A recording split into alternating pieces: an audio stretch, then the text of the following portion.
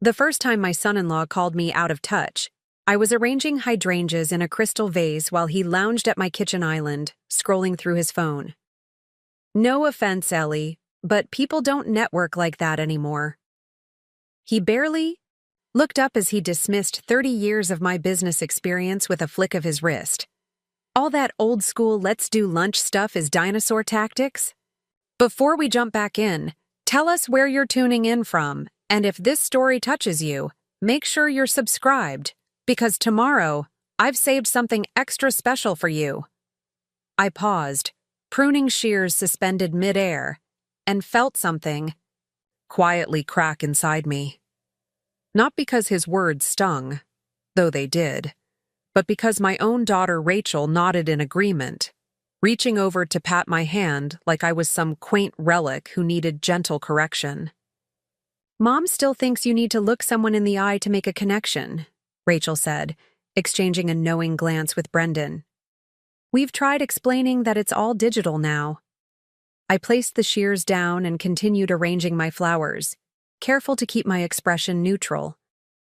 Little did they know that just that morning, I'd helped secure a $2 million investment for a former colleague with a single phone call, the kind of connection Brendan had been desperately chasing for months with his fledgling marketing agency.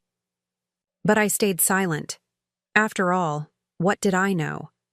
I was just a 62-year-old woman who'd helped build Vertex Solutions from a startup to a multi-million-dollar tech consulting firm before retiring as executive vice president 3 years ago. Just a dinosaur with outdated tactics. It wasn't always this way between us. There was a time when Brendan looked at me with something resembling respect.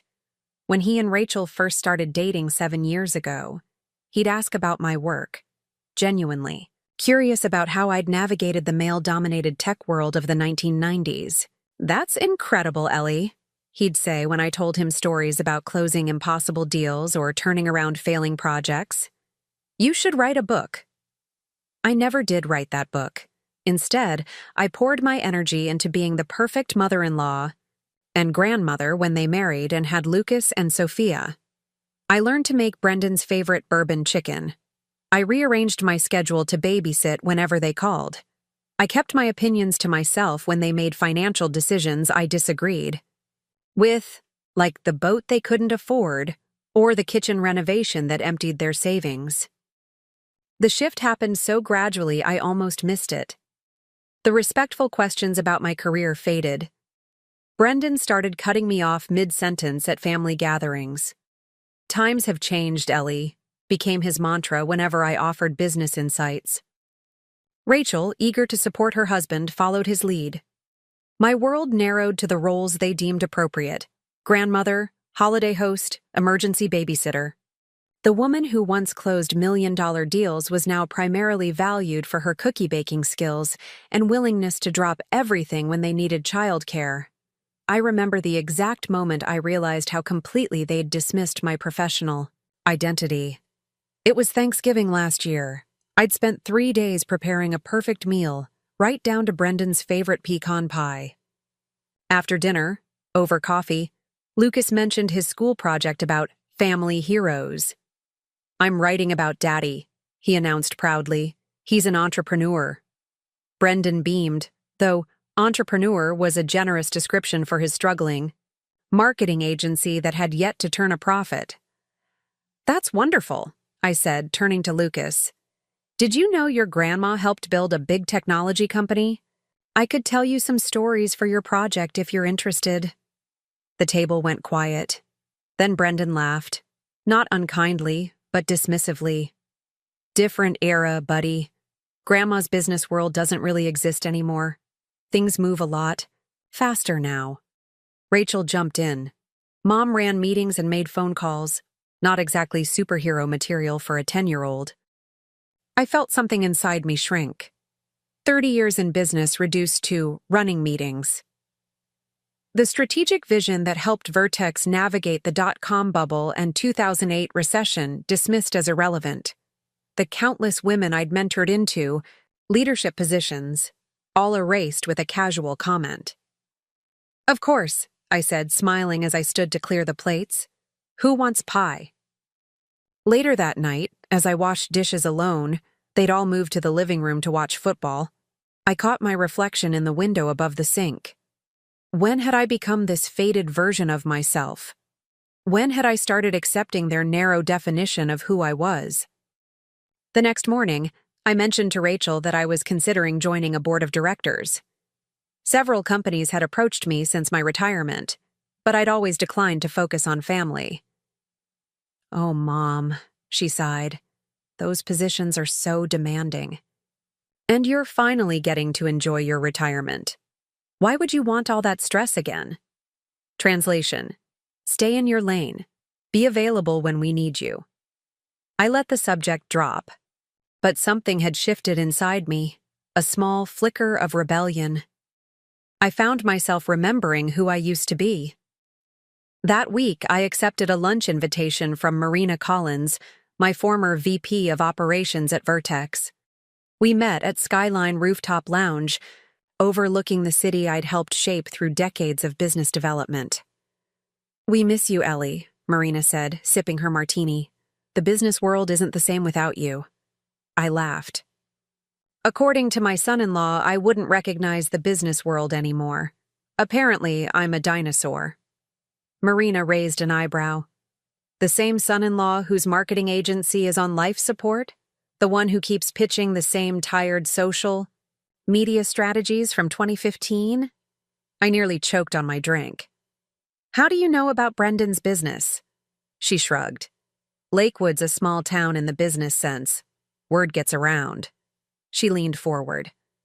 "Listen, Ellie, some of us dinosaurs are getting together to invest in a new tech incubator, the Innovation Center. We need someone with your eye for talent on the advisory board." For the first time in months, I felt a rush of excitement. "I'd need to think about it," I said cautiously. "Of course." Marina slid a folder across the table. "Take your time. The first meeting is next Thursday." At home, I pored over the materials. The Innovation Center would support emerging tech companies with mentorship and seed funding. The project lit a fire in me I hadn't felt since retirement. When Rachel called to ask if I could watch the kids that Thursday, I hesitated. "I actually have a commitment that day." "A commitment?" She sounded genuinely surprised. "Like an appointment?" "A business meeting, actually. I'm considering joining the advisory board for a new tech incubator." The silence on the other end spoke volumes. "Mom, are you sure that's a good idea? You've been out of the game for 3 years. Technology moves so fast." "I'm aware," I said, keeping my voice neutral. "But they specifically requested my input." "Well, I guess we can ask Brendan's mom to watch the kids," she said, her disappointment evident. "Though she doesn't make Lucas's sandwich the way he likes it." The guilt trip was so familiar I almost gave in. Almost. "I'm sorry about Thursday," I said, "but this is important to me." The meeting at the Innovation Center rekindled something I'd nearly forgotten. Surrounded by entrepreneurs and investors who valued my opinion, who leaned in when I spoke, I felt my old confidence returning. When I offered strategic insights, no one cut me off or exchanged knowing glances. Marina introduced me to Diane Chan, a 45-year-old tech entrepreneur who'd recently sold her cybersecurity startup for an impressive sum. "Ellie was my mentor when I was just starting out," Marina told her. "Everything I know about navigating this industry, I learned from her." Diane's eyes lit up. "The Eleanor Simmons? Your reputation precedes you. Your work on the Jensen merger is literally taught in business schools now." Preparing and narrating this story took us a lot of time, so if you are enjoying it, subscribe to our channel. It means a lot to us. Now back to the story. I felt a warm flush of pride. Here, in this room, I wasn't just someone's grandmother or mother-in-law. I was Eleanor Simmons, business strategist and mentor.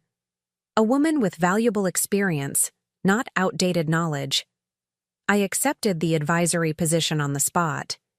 When I arrived at Rachel and Brendan's house that Sunday for our regular family dinner, I was still riding the high of my decision. I'd spent the weekend reviewing business plans from potential innovation center candidates, my mind fully engaged. For the first time in years, Rachel greeted me with a hug. "You look different, Mom. Did you change your hair?" "Same hair," I laughed. "Maybe just a different outlook." The kitchen was chaotic. Rachel was trying to finish a presentation for work while Sophia tugged at her sleeve, and Lucas complained about his science project. Brendan was glued to his laptop at the dining table, a deep frown etched on his face. "Bad time?" I asked, setting down the dessert I'd brought. Rachel sighed. "Brendan's pitching to a big client tomorrow. It's not going well." I nodded sympathetically and moved to help Sophia with her drawing. I'd learned not to offer business advice, no matter how relevant. But during dinner, when the kids were distracted with their food, Brendan broke his own rule. "Ellie," he said hesitantly, "you used to work with Vertex Solutions, right?" "I helped found it," I corrected gently. "I was executive VP until I retired." He nodded, pushing food around his plate. "And you probably know Victor Reynolds, then?"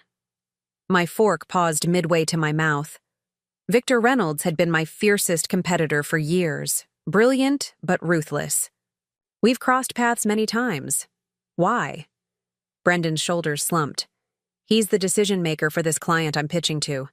Every time I think I'm making headway, he shuts me down, says my approach is derivative." "That sounds like Victor," I said carefully. "He's impossible," Brendan continued, frustration breaking through. "The client loves our ideas, but Reynolds has final say on all marketing partnerships."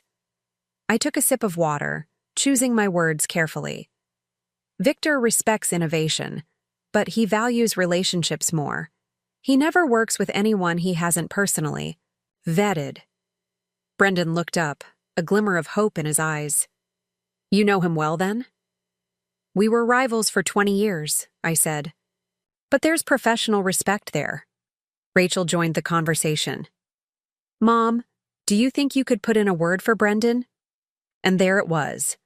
The moment where my supposedly outdated business acumen suddenly had value. Not because they respected my expertise, but because they needed something from me. I should have felt vindicated. Instead, I felt a deep sadness. Was this all I was to them now? A potential connection to be leveraged when convenient, but otherwise dismissed? "I haven't spoken to Victor in 3 years, I said truthfully. "But I could reach out." The relief on Brendan's face was palpable. "That would be amazing, Ellie." I nodded, but something had shifted inside me. For years, I'd accepted their narrative that my business knowledge was obsolete, my networks irrelevant. I'd shrunk myself to fit their expectations, making myself available whenever they needed while letting them dismiss everything I'd accomplished. But no more. "I'd be happy to help," I said, "but I should mention that I've taken on a new role. I'm joining the advisory board for the Innovation Center." Rachel's fork clattered against her plate. "The what?" "It's a new tech incubator being established downtown," I explained. "I'll be mentoring startups and helping evaluate investment opportunities." "But that sounds so intense," Rachel said, concern creasing her brow. "Are you sure you have time for that?" What she meant was, "Are you sure you'll still have time for us? For babysitting and last-minute favors and being perpetually available?" "I'll make it work," I said with a smile that didn't quite reach my eyes. "The same way I've always made time for family." Brendan was staring at me like he'd never seen me before. "The Innovation Center. That's a big deal. Some serious players are involved with that." "Yes," I agreed. "I'll be working alongside many of my former colleagues and competitors." "Including Victor Reynolds?" he asked, connecting the dots. I nodded. "Victor's on the funding committee. We have a meeting tomorrow, actually." The calculation in Brendan's eyes was impossible to miss.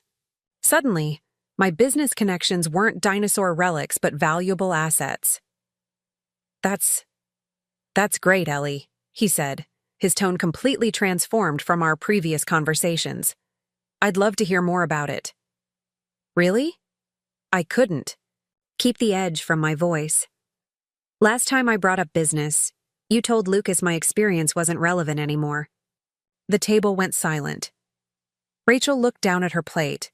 Brendan had the grace to flush. I didn't mean, he started. It's fine, I interrupted, not interested in his backpedaling. You needed a reality check. We all did. I turned to my grandchildren, softening my voice.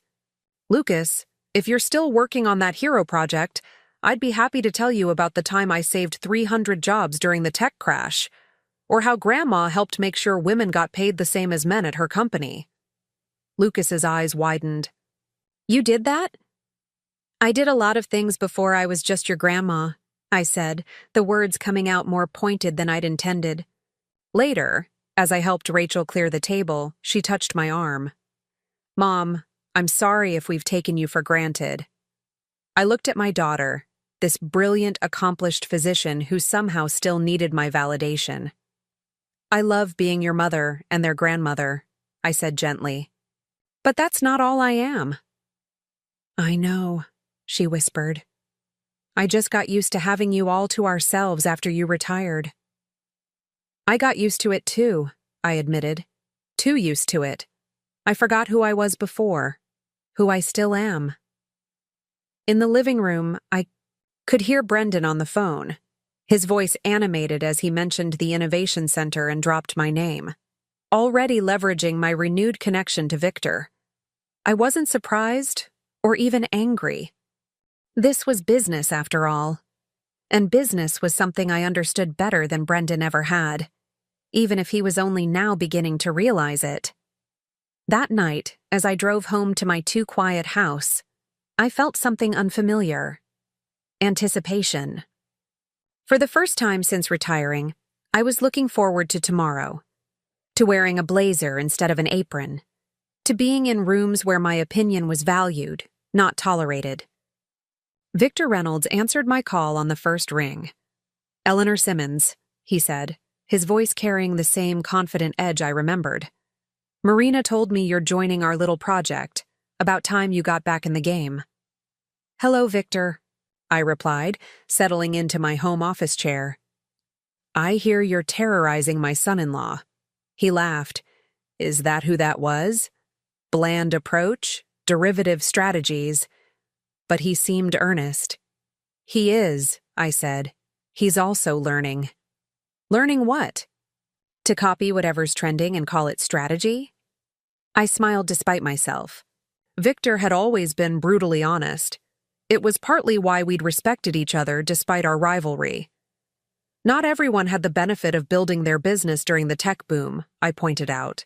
The market's more crowded now. True, Victor conceded. But talent still rises to the top. Your son-in-law has potential, but he's playing it safe. Too safe. I thought about Brendan's dismissive comments, his condescension. Then I thought about Rachel and my grandchildren. I'd consider it a personal favor if you'd give him another shot, I said finally. Not a free pass. He needs to earn it. But a fair hearing. Victor was quiet for a moment. For you, Eleanor, I'll take another meeting, but he better bring something fresh to the table. Thank you, I said. And Victor? I'm looking forward to working with you at the Innovation Center, even if you were always a pain in my ass. His laugh boomed through the phone. The feeling was entirely mutual. See you tomorrow, Eleanor. I hung up, leaning back in my chair. I'd done what I could for Brendan. The rest was up to him. My phone buzzed with a text from Rachel. Brendan's freaking out about his pitch tomorrow. Any advice? I smiled and typed back. Tell him to lead with the AR integration concept. Victor's? A sucker for mixed reality applications. 3 dots appeared as Rachel typed her response. Thanks, Mom, and I'm really proud of you for the Innovation Center thing. I felt a warmth spread through my chest. It wasn't a complete bridge across the chasm that had formed between us, but it was a start. I opened my laptop and began reviewing the business. Plans for tomorrow's meeting, a forgotten but familiar energy coursing through me. For years, I'd allowed myself to be defined by what I gave to others. My time, my attention, my unquestioning support. But as I prepared notes for tomorrow's presentations, I remembered something essential. I had always been more than what I gave. I was what I built, what I knew, what I'd fought for. And at 62, I wasn't finished building yet. The Innovation Center lobby buzzed with energy as I stepped through the glass doors the next morning. Sunlight streamed through floor-to-ceiling windows, illuminating a space designed to inspire. Modern furniture in muted blues and grays, living walls of greenery, and a subtle scent of coffee from the in-house cafe. For the first time in years, I had dressed with deliberate authority: charcoal gray pantsuit, emerald silk blouse, the vintage Cartier watch my team had given me when I retired. "Eleanor!" Marina waved from across the lobby, her silver-streaked hair swept into a sleek bun. Perfect timing. Victor just arrived. Victor Reynolds looked exactly as I remembered, tall and imposing in his tailored suit, salt and pepper beard meticulously groomed. His eyes crinkled with genuine pleasure when he saw me. "The formidable Eleanor Simmons," he said, extending his hand. "Still intimidating the competition, I see." I accepted the handshake, firm and confident. "Only when necessary, Victor. Though, I hear you've been particularly intimidating to my son-in-law." Victor shrugged unapologetically. "Standards matter, Eleanor. You taught me that." Before I could respond, Marina ushered us toward the conference room. "We have 5 pitches today, 2 hours to get through them all." Diane is already inside. The meeting room was a temple to modern business. Polished wood table surrounded by ergonomic chairs, a wall of digital screens, and a subtle lighting system that adjusted to optimize alertness. Diane Chan greeted me warmly, her quick intelligence evident in every gesture. As the entrepreneurs filed in to present their ideas, I felt my analytical mind reawaken. Each pitch required careful evaluation, not just of the business model and market opportunity, but of the founders themselves. Did they have the resilience to weather inevitable setbacks? The adaptability to pivot when necessary? The humility to take guidance from those who'd walked the path before them? When the final presenter finished, Victor turned to me. "What's your assessment, Eleanor?" I hadn't expected to be put on the spot, but I found myself speaking with the confidence that had once defined my career. The quantum computing security concept has the strongest fundamentals, but their go-to-market strategy is flawed. They're trying to tackle enterprise adoption too early. Victor nodded thoughtfully. "Precisely my concern." "However," I continued, warming to the subject, "with proper guidance and a phased approach, they could capture a significant market share within 18 months. The discussion that followed felt like stepping back into my element. Rapid-fire analysis, strategic insights, measured debate with peers who respected my expertise. By the time we broke for lunch, I'd forgotten all about Brendan's pitch and my promise to help him. Then my phone buzzed with a text from Rachel. "How did it go with Victor? Brendan's meeting is at 2. My stomach tightened. I glanced across the table where Victor was deep in conversation with one of the founders. "You should join us for the afternoon session," Marina said, sliding into the chair beside me. "We're discussing investment parameters." "I can't, I said, showing her the text. "Family obligation." Marina's expression softened. The eternal balancing act. Some things never change, do they? "No," I agreed. "But maybe the weights on each side of the scale should." I approached Victor as the lunch meeting wound down. "Did you reschedule with Brendan Murphy for today?" Victor checked his watch. 2 o'clock. I'm giving him 20 minutes, as requested. "I appreciate that," I said, "but I'd like to be there." His eyebrows shot up. "Really? You want to sit in on your son-in-law's pitch?" "Not exactly. I chose my words carefully. I'd like to observe remotely if possible. He doesn't need to know I'm watching. Victor studied me for a long moment, then nodded. Conference room B has a live feed to my office. You can watch from there. At precisely 2 p.m., I sat in Victor's spacious office, eyes fixed on the monitor that displayed conference room B. Brendan entered right on time, looking more polished than I'd ever seen him. Tailored navy suit, crisp white shirt, hair carefully styled. But the anxiety in his movements was unmistakable. "Mr. Murphy," Victor's voice was cool as he gestured to a chair. "You have 20 minutes to convince me your agency offers something my client can't find elsewhere."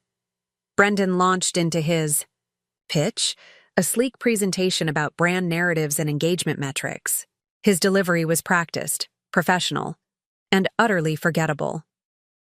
I could see Victor's interest waning by the minute. Then, almost as an afterthought, Brendan clicked to a slide labeled AR Integration Concept. "This is something we've been developing," he said, his voice gaining confidence. "An augmented reality experience that allows customers to visualize your products in their own space, but with a social component. Users can share these visualizations with friends and family in real time, getting instant feedback before purchasing." Victor leaned forward slightly. "Go on." For the next 10 minutes, Brendan outlined a genuinely innovative approach, one that merged technology with emotional connection in a way that felt fresh.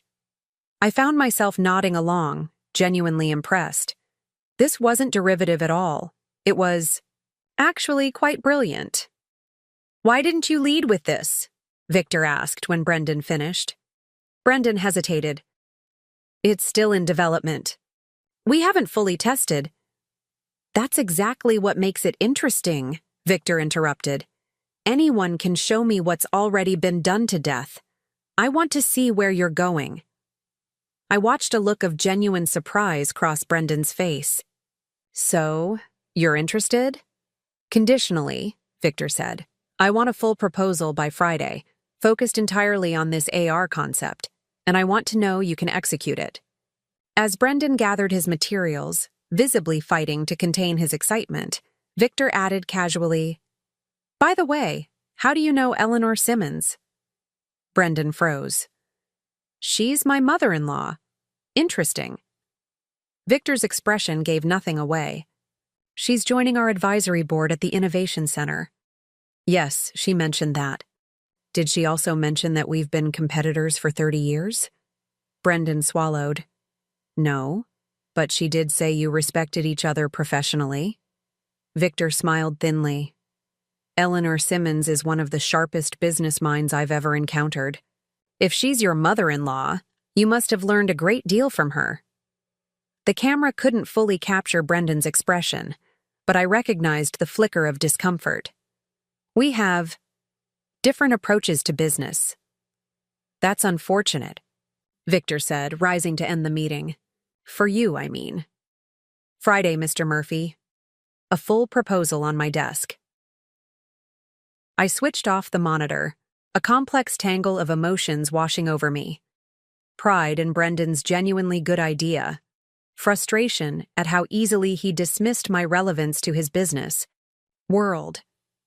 Satisfaction that Victor had seen what I already knew. Brendan had potential if he could get out of his own way. My phone rang. "Brendan." "Ellie," he said without preamble, his voice vibrating with excitement. "Something incredible just happened. Reynolds loved my AR concept. We have a shot at this contract." "That's wonderful," I said, keeping my voice neutral. "He asked about you," Brendan continued. "Said you were joining some advisory board with him? He called you one of the sharpest business minds he's ever known." "We've worked across from each other for decades," I said. "Professional respect develops, even between competitors." There was a pause. "I didn't realize. I mean, I knew you were in business, but not that you were so well connected." The understatement nearly made me laugh. I'd built half the connections in this city's business community. Listen, Brendan said, his tone shifting to something I rarely heard from him. Humility. I need to put together a comprehensive proposal by Friday. This AR concept needs serious development. Would you... if you have time, would you be willing to look it over? Actually, I said, surprising even myself, I'd like to do more than that. I'd like to help you develop it properly. Really? His shock was almost comical. That would be incredible, Ellie. When can we start? Tonight, I said decisively. Bring everything you have to my house at 7. After hanging up, I sat in Victor's office for a long moment, processing the shift that had just occurred. For years, Brendan had treated my business acumen as something outdated, irrelevant to his modern world. Now, suddenly, I was a valuable resource. Part of me wanted to relish his realization, to make him work for my assistance. But another part, the strategic thinker who'd built her career on seeing opportunities others missed, recognized this moment for what it was, a chance to rebuild not just Brendan's respect, but the entire family dynamic. I picked up my phone, again, and called Marina. I'm going to miss the afternoon session, I said. Family business. Must be important, she replied, curiosity evident in her voice. The investment parameters discussion is your specialty. It is important, I confirmed. I'm about to remind my son-in-law why dismissing experienced voices is bad business. At precisely 7, my doorbell rang. Brendan stood on my porch, laptop bag slung over his shoulder, a tentative smile on his face. Gone was the casual condescension I'd grown accustomed to. In its place was something approaching professional deference. Thanks for doing this, Ellie, he said as I led him to my home office, a space he'd rarely seen, though it occupied the entire converted sunroom at the back of my house. 3 large monitors dominated a polished desk, bookshelves lined with business texts and industry reports surrounded us, and a wall of framed awards and press clippings chronicled my career. Brendan stopped short, taking in the room with undisguised surprise. Wow, this is impressive. Yes, I agreed simply. It is. Now show me what you have for this AR concept. For the next 3 hours, we dissected his idea. Brendan was genuinely talented, creative, intuitive about consumer behavior, quick to grasp technical concepts. But his planning had gaping holes. His financial projections were overly optimistic, and he'd completely overlooked several regulatory compliance issues. You need to rethink this entire implementation timeline, I said, pointing to his project plan. And these cost estimates are way off. Brendan ran a hand through his hair, visibly frustrated. I don't have time to rebuild this from scratch by Friday. You don't need to, I replied. You need to admit where the gaps are and present a realistic plan for addressing them. Will that be enough for Reynolds? I considered the question. Victor doesn't expect perfection. He expects honesty and a clear vision for overcoming obstacles. Brendan looked at me with genuine curiosity. How do you know him so well? I leaned back in my chair. Because for 20 years, we competed. For the same contracts, poached each other's employees, and occasionally ended up in the business section of the newspaper taking shots at each other's strategies. And now you're working together on this innovation center? The business world isn't black and white, Brendan. Rivals can become allies when interests align. Former competitors often make the strongest business partners because they've already tested each other's mettle. He nodded slowly, absorbing this perspective. I never really understood what you did before retirement. Rachel just said you were in corporate management. I couldn't help but laugh. Corporate management? I built Vertex Solutions from a 5-person consultancy to a firm with over 300 employees and clients in 14 countries. I negotiated the merger that doubled our market cap in 2011. I developed the proprietary methodology that became the industry standard for technical implementations. Brendan's eyes widened. I had no idea. Because you never asked, I said plainly. You assumed my experience was irrelevant to your modern business world. He had the grace to look embarrassed. I was wrong, clearly. Yes, you were. I held his gaze until he looked away. Now, let's fix this proposal. By 11 o'clock, we had restructured his entire approach. The core concept remained, his creative vision intact, but now supported by realistic timelines, accurate financial projections, and a clear-eyed assessment of potential challenges. As Brendan packed up his laptop, he paused. Ellie, I owe you an apology. I've been dismissive of your experience, and I was wrong. Yes, you were, I agreed, not making it easier for him. He nodded, accepting the blunt response. If this project with Reynolds works out, it could transform my business. I wouldn't have this shot without your help. True, I said, but you created the core concept. That was all you, and it's genuinely innovative. A look of surprise crossed his face at the compliment. Thank you.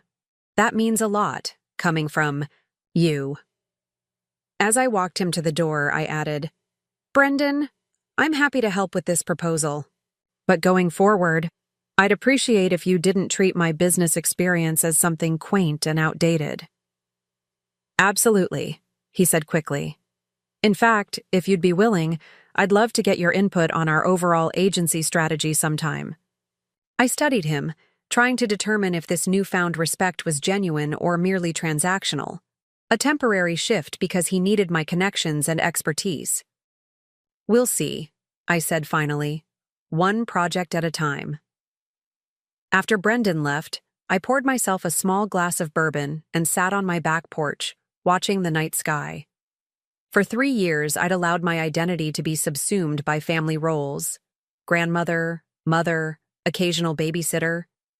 I'd accepted their definition of me as someone whose professional achievements belonged to the past. Tonight had been a first step in reclaiming my complete self, not just for Brendan's benefit, but for my own. My phone buzzed with a text from Rachel. Brendan just got home. Said you were amazing. Thanks, Mom. I smiled at the message but didn't respond. This wasn't about gratitude. It was about respect, the kind that shouldn't require a crisis to emerge. Over the next 3 days, Brendan and I refined his proposal through late-night sessions in my home office. With each meeting, I could see his perception of me shifting. Gone were the condescending explanations of how business works now. In their place were thoughtful questions about negotiation tactics, pricing strategies, and client management. How did you handle it when clients pushed back on your rates? He asked during our final session on Thursday night. I showed them the cost of doing it wrong, I replied. People argue about price when they don't fully grasp value. Brendan nodded, making notes. That makes sense. Which is why your proposal needs to focus more on the competitive advantage this AR system creates, not just its technical features. He immediately began adjusting the slides, incorporating my feedback without argument. 3 days ago, this level of receptiveness would have shocked me. Now it felt like the beginning of a new professional dynamic. On Friday morning, Brendan texted me a photo of himself outside Victor's office building, proposal in hand. Wish me luck, he wrote. Luck is what happens when preparation meets opportunity, I replied. You're prepared. I spent the day at the Innovation Center, fully engaged in discussions about investment strategies and mentorship programs.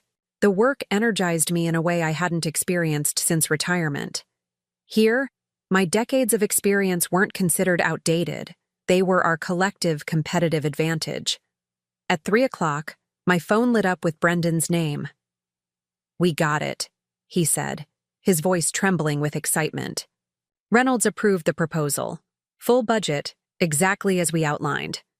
Congratulations, I said, genuinely pleased for him. You earned it, We earned it, he corrected. This wouldn't have happened without you, Ellie. Reynolds specifically mentioned the financial projections and implementation timeline as factors in his decision, the exact sections you rebuilt. I'm glad I could help. It's more than help, Brendan continued. I'd like to formalize our arrangement. Would you consider coming on as an advisor to Horizon Marketing? Paid position, of course. The offer caught me off guard. An advisor? We need your expertise, Ellie. I need your expertise, and I'm willing to pay market rate for it. I considered the proposition. Working with Brendan in an official capacity would certainly shift our personal dynamic. But it also carried risks. Blurring family and business lines often did.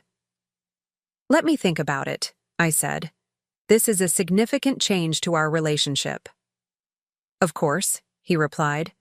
Take all the time you need. Meanwhile, we're celebrating tonight. Dinner at Sebastian's at 7. The whole family. My treat. Sebastian's was Lakewood's finest restaurant. White tablecloths, sommelier service, and a 3-month waiting list for reservations. Brendan must have pulled strings to get a same-day booking. I'll be there, I promised. When I arrived at Sebastian's that evening, the maitre d' led me to a private dining room where Rachel, Brendan, and the children were already seated. Lucas and Sophia ran to hug me, chattering excitedly about the fancy restaurant and how Daddy got a big job. Rachel embraced me next. Mom, thank you for helping Brendan with this. It means the world to us. Glad I could contribute, I said, squeezing her hand. Brendan stood as I approached the table, pulling out my chair with newfound deference. The guest of honor, he announced. I raised an eyebrow. I thought this was your celebration. It's ours, he insisted. I've already ordered champagne. As the waiter poured, Brendan raised his glass. To Eleanor Simmons, without whom this contract would never have happened. I've been fortunate to have one of the most successful business minds in Lakewood as my mother-in-law, and I'm only sorry it took me so long to recognize it. Rachel beamed, clinking her glass against mine.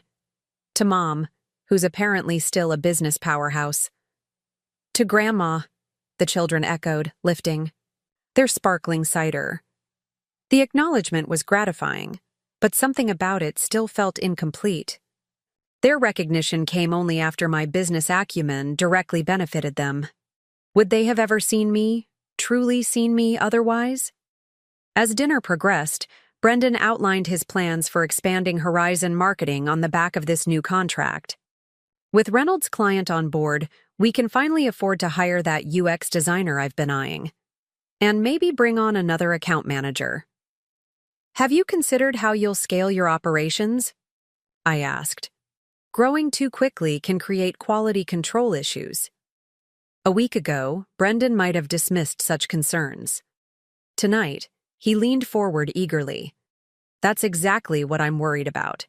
How did you handle rapid growth phases at Vertex? For the next hour, our conversation flowed through business strategy, talent recruitment, and financial planning. Rachel watched with a mixture of surprise and pride as her husband and mother engaged as equals for perhaps the first time. I can't believe I'm saying this, she said during a lull. But it's actually fascinating listening to you two talk shop. Brendan laughed. Your mom's forgotten more about business than most of my colleagues will ever know. Not forgotten, I corrected lightly. Just temporarily shelved. As dessert arrived, Brendan returned to his earlier proposition. Have you given any thought to the advisor role, Ellie? Rachel looked between us, confused. Advisor role? I've asked your mother to consider becoming a formal advisor to Horizon, Brendan explained. We need her expertise, especially as we scale up. Rachel's fork paused halfway to her mouth. But Mom, what about babysitting? And your book club? And that volunteering thing you were going to start? The question hung in the air, revealing how completely Rachel still viewed me through the lens of retirement activities. Even now, after everything that had transpired this week, Her first thought was how my professional re-engagement might impact my availability for family obligations. "I can manage multiple priorities, Rachel," I said, my tone mild but firm. "Just as I did when I was running Vertex while raising you." Her expression flickered with recognition. "Of course.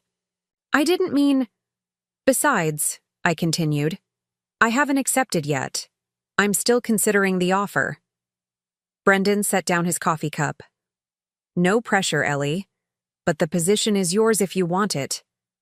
After dinner, as we waited for the valet to bring our cars, Rachel pulled me aside. "Mom, are you really thinking about working with Brendan?" "I'm considering it," I said. "Is that a problem?" She hesitated. "No, not a problem. It's just a change.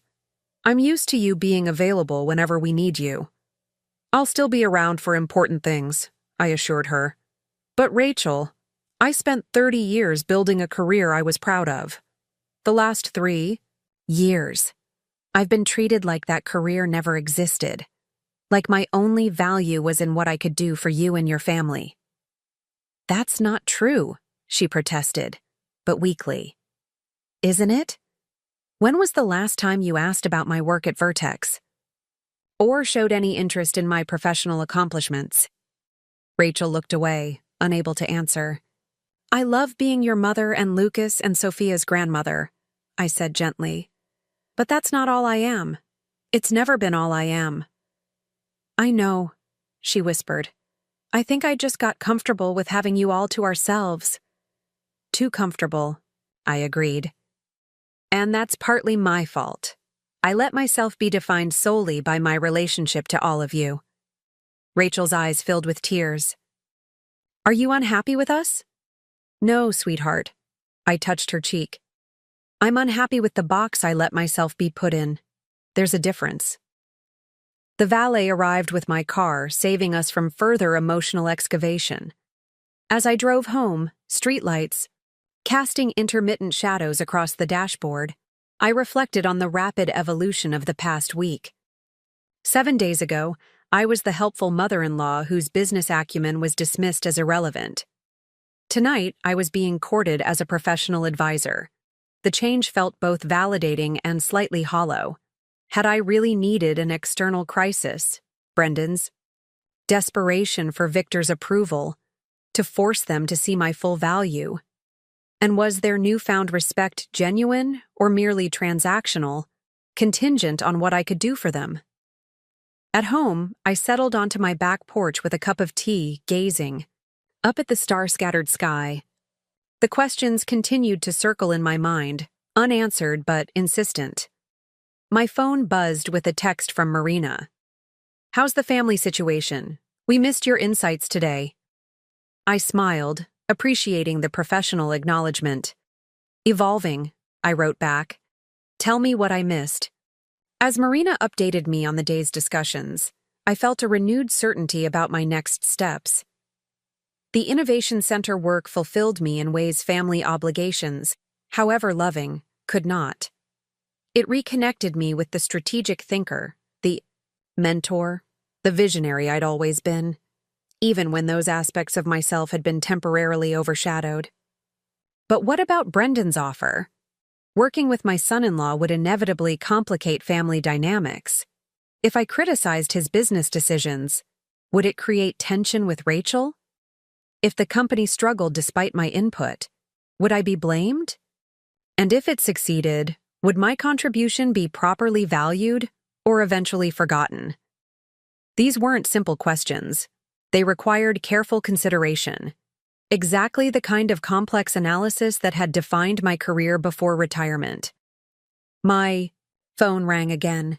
Victor Reynolds. "Eleanor," he said without preamble, "your son-in-law has potential." "Yes," I agreed. "He does."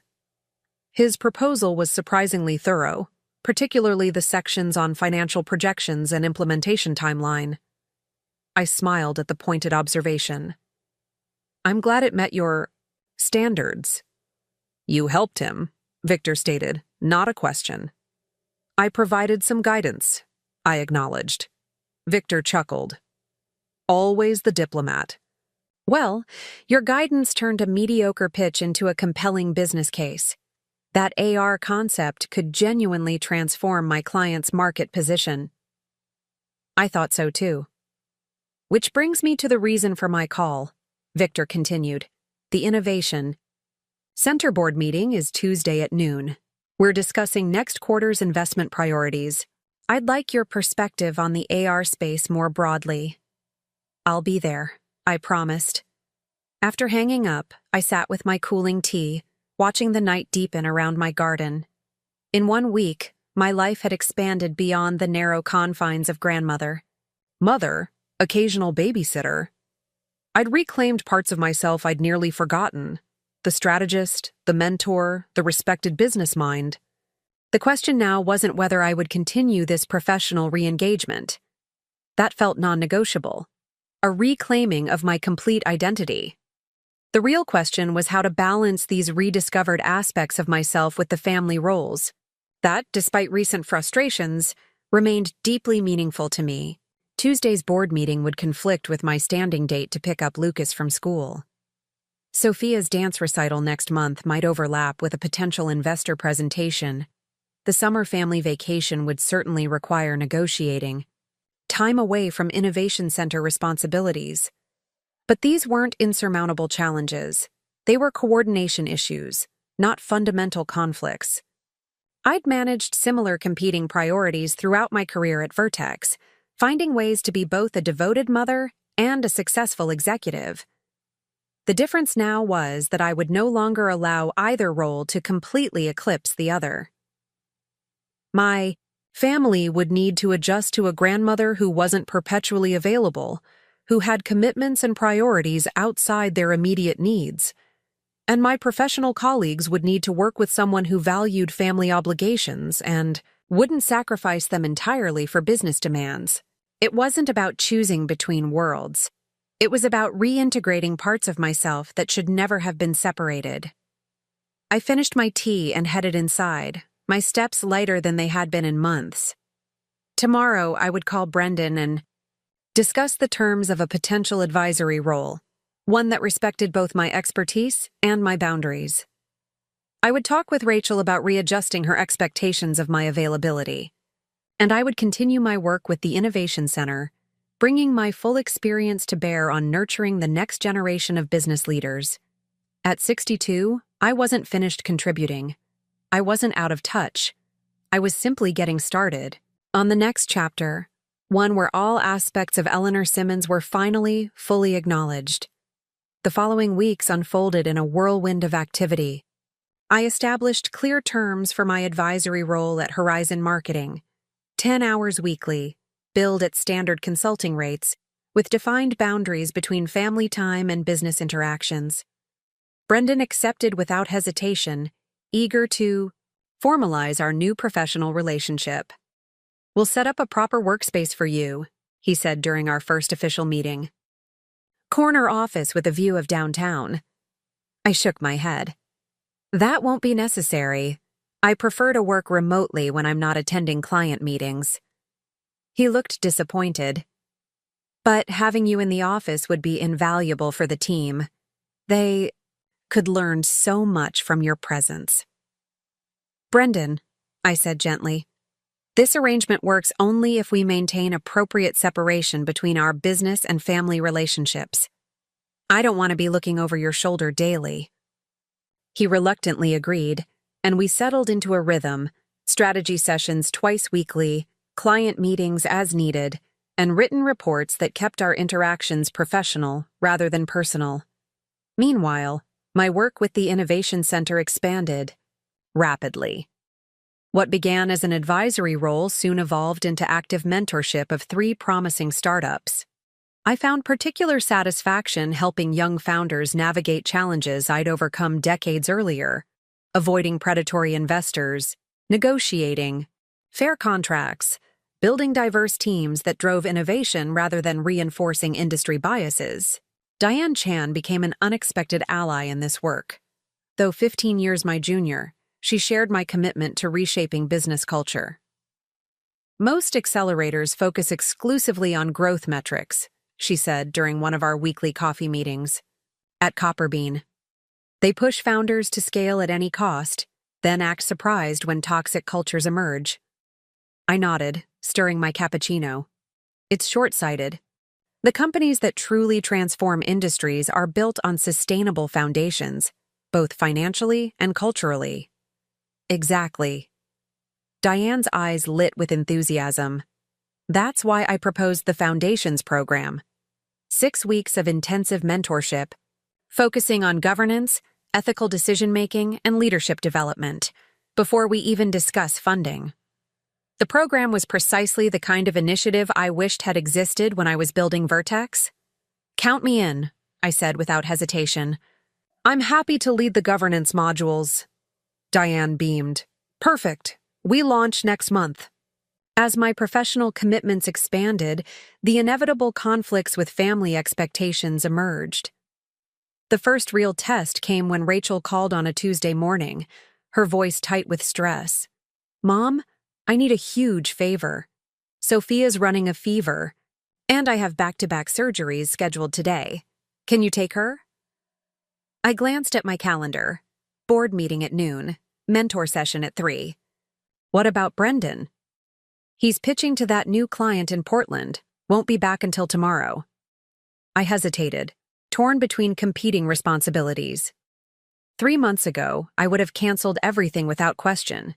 Today, the decision felt more complex. I have 2 commitments I can't easily reschedule, I said carefully.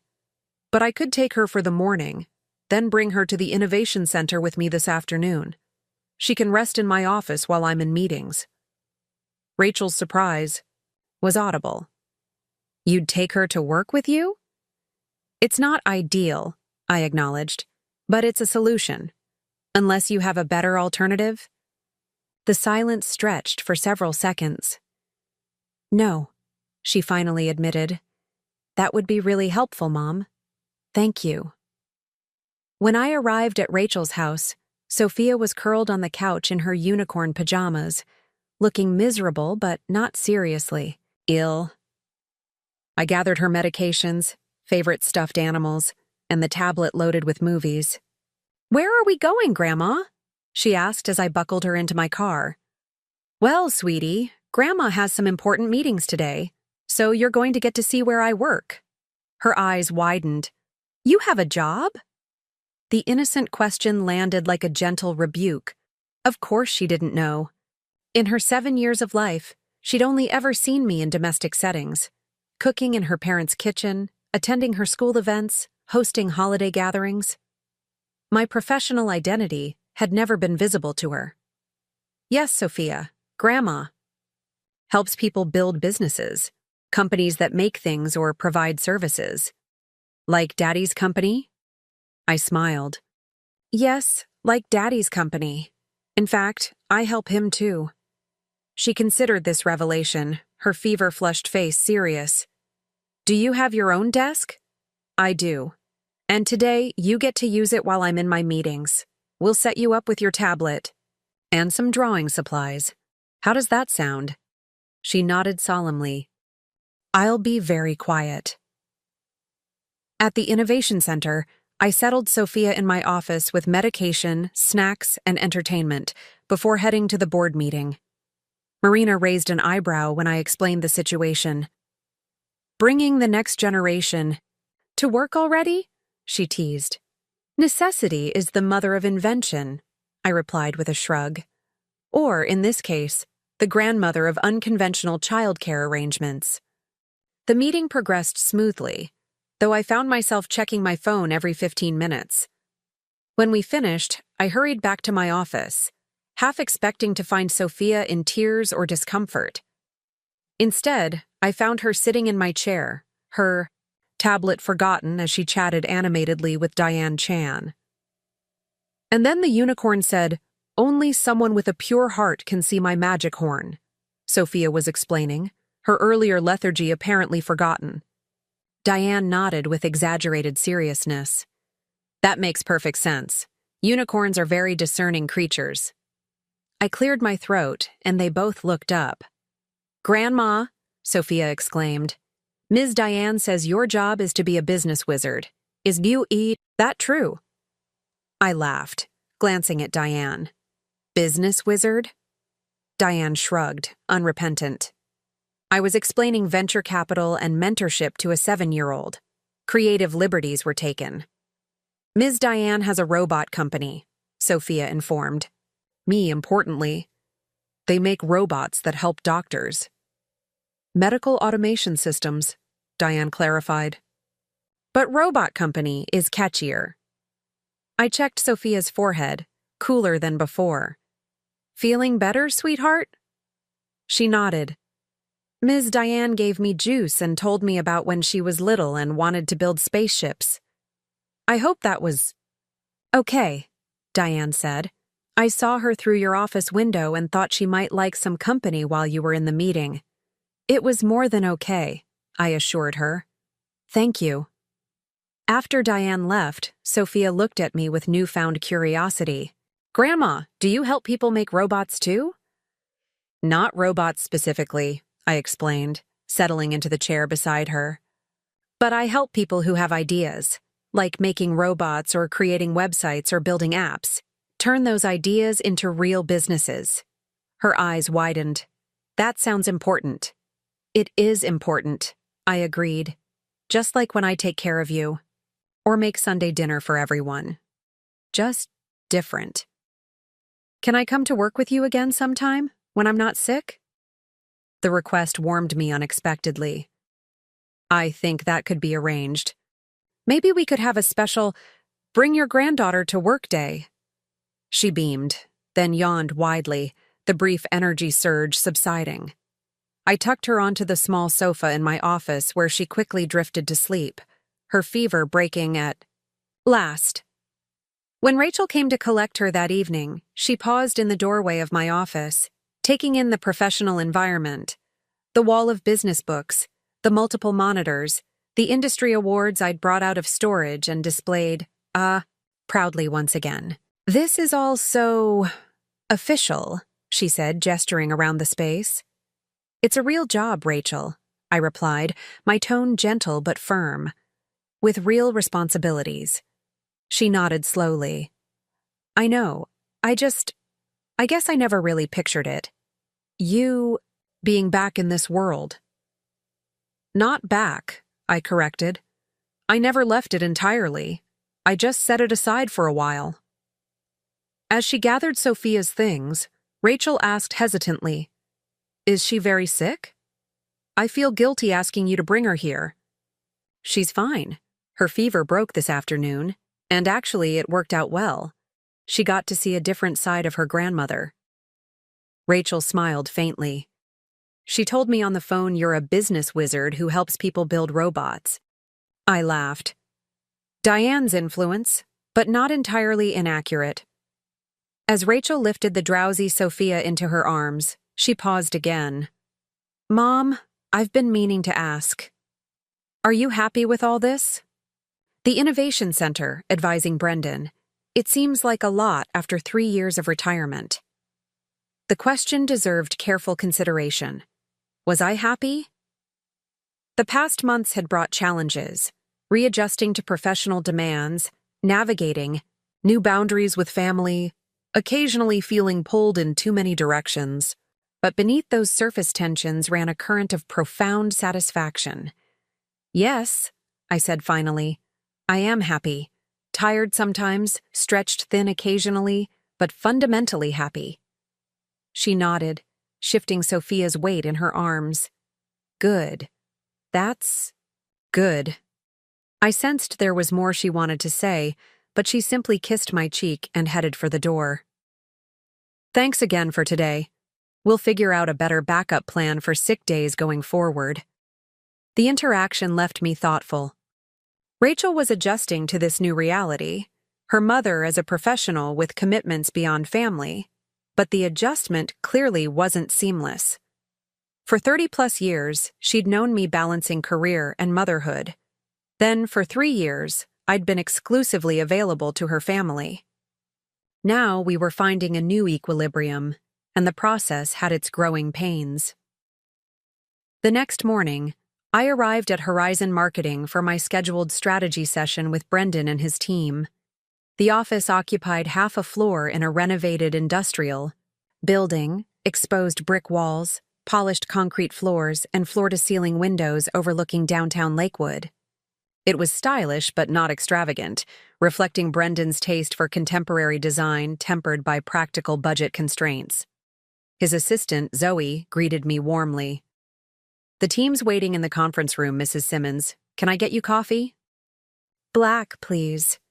"And it's Eleanor or Ellie, not Mrs. Simmons," I corrected gently. "We're colleagues now." She smiled, clearly pleased with this egalitarian approach. "Of course, Eleanor." The conference room contained 6 people besides Brendan, his core team of designers, copywriters, and account managers. Most appeared to be in their early 30s, though one designer couldn't have been more than 25. They regarded me with expressions ranging from curiosity to skepticism. "Everyone," Brendan began, "this is Eleanor Simmons, our new strategic advisor. Many of you know her as my mother-in-law, but more importantly, she's the former executive VP of Vertex Solutions and currently serves on the advisory board of the Innovation Center." A murmur of recognition rippled through the room. Vertex's reputation in the local business community remained strong, even years after my departure. Eleanor will be working with us 10 hours weekly, focusing primarily on strategic planning and client acquisition. She was instrumental in securing the Reynolds account, and she'll be helping us leverage that success into sustained growth. I smiled at the assembled team. "Thank you, Brendan. I'm looking forward to working with all of you. Before we dive into strategy, I'd like to understand your individual roles and perspectives on Horizon's current position in the market." The next hour proved revealing. As each team member spoke, clear patterns emerged. They were talented and committed but operating without a coherent long-term vision. Their focus skewed heavily toward tactics rather than strategy, reacting to client requests rather than proactively shaping engagements. Most concerning, they seemed genuinely unaware of these limitations.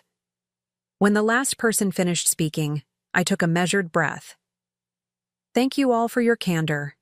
You clearly have significant creative and technical talent in this room, but I'm hearing a fundamental disconnect in how you approach the business." The team exchanged glances. Brendan leaned forward, his expression encouraging me to continue.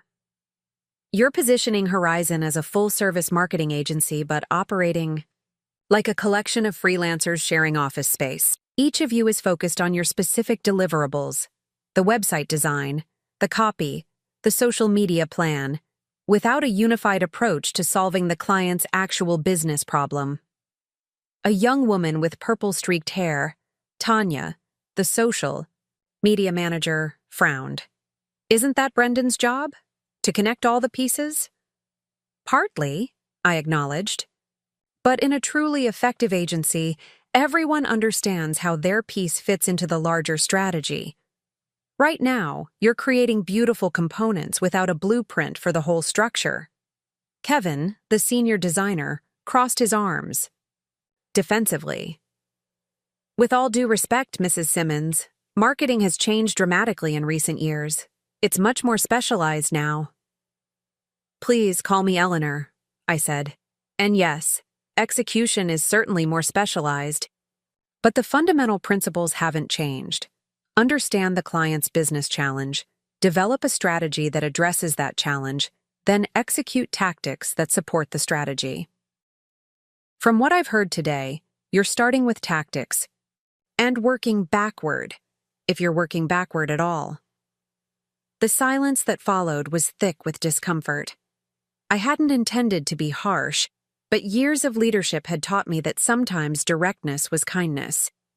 This team needed clarity. Brendan cleared his throat. "Eleanor's assessment is spot on. It's why I brought her in. We've been so focused on staying afloat that we've lost sight of the bigger picture." "So what's the solution?" asked Marcus, the lead copywriter. "We can't exactly press pause on client work while we figure this out." "No," I agreed. But we can implement changes incrementally, starting with how we approach the Reynolds project. I walked to the whiteboard and picked up a marker. Let's try something different. Instead of discussing what deliverables the client has requested, let's start with their business objective. What problem is Reynolds' client actually trying to solve? For the next 2 hours, I led them through a structured approach to strategic planning that I'd refined over decades at Vertex. By the time we finished, the whiteboard was covered with notes, arrows, and connecting lines that mapped out not just what we would deliver to the client, but why each element mattered to their bottom line. This is clarifying, Tanya said, staring at the board. I've never thought about a social campaign this way before. Kevin nodded, his earlier defensiveness replaced by thoughtful engagement. It changes how I'd approach the UX design. Completely. Brendan's expression was a mixture of pride and revelation. This is exactly what I was hoping for. He turned to the team. Let's implement this approach for all clients moving forward. Eleanor will help us develop a standardized framework.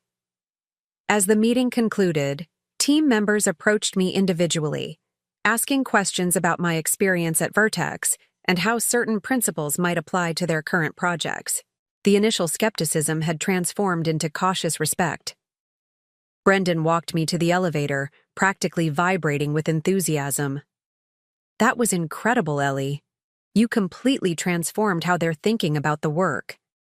They're smart people, I observed. They just needed a different framework. This is exactly why I wanted you working directly with the team, he said. That kind of knowledge transfer doesn't happen through reports and occasional meetings. I considered his point. Perhaps my insistence on working remotely had been overly cautious, a reflection of my own discomfort with the shifting dynamics between us, rather than what was best for Horizon. I'll come in weekly, I conceded. Thursdays, for team strategy. Sessions. The rest remains remote. He beamed. Perfect. I'll have Zoe set up a proper workspace. As the elevator doors closed, I reflected on how quickly the landscape had changed. 3 months ago, Brendan dismissed my business acumen as outdated. Today, he was showcasing it to his entire team.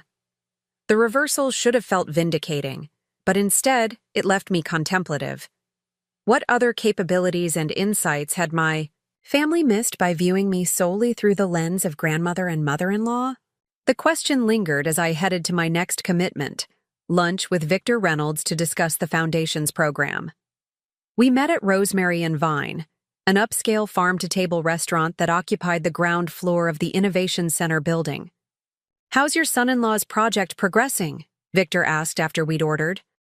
The AR implementation is on track, I replied. They've completed the technical prototype and begun user testing. Victor nodded approvingly. He's more competent than I initially gave him credit for. Brendan's talented, I acknowledged. He just needed structure and guidance.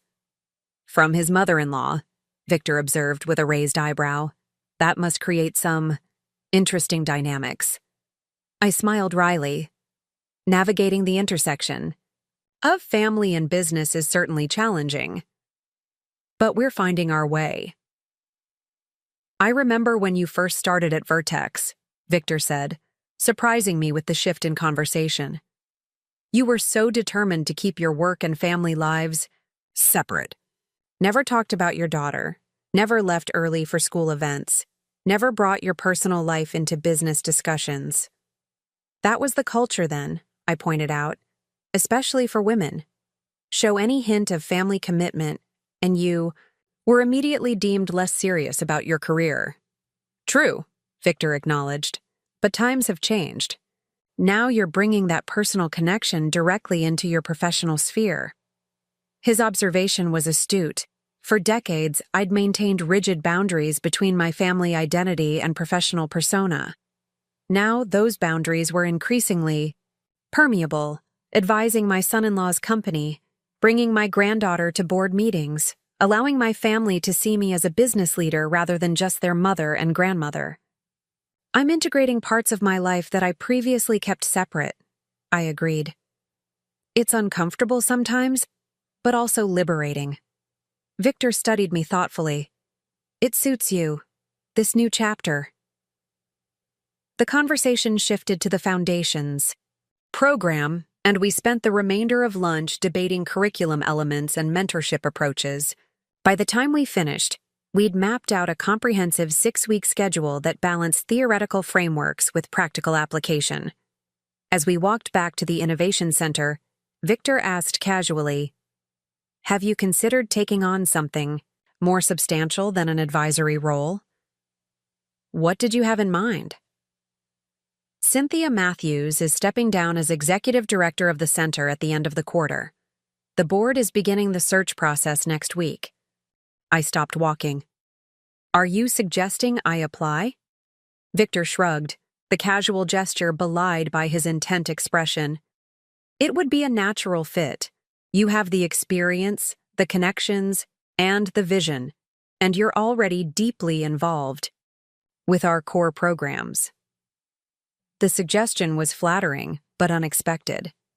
Executive director would mean a full-time commitment, a complete departure from the balanced semi-retirement I'd been cultivating. "I'm not sure I want to dive back into a full-time executive role," I said carefully. "Think about it," Victor urged. "The official posting goes out next Monday. You have until then to decide if you want your name in the running." The possibility followed me through the remainder of the day, an insistent whisper beneath my other thoughts.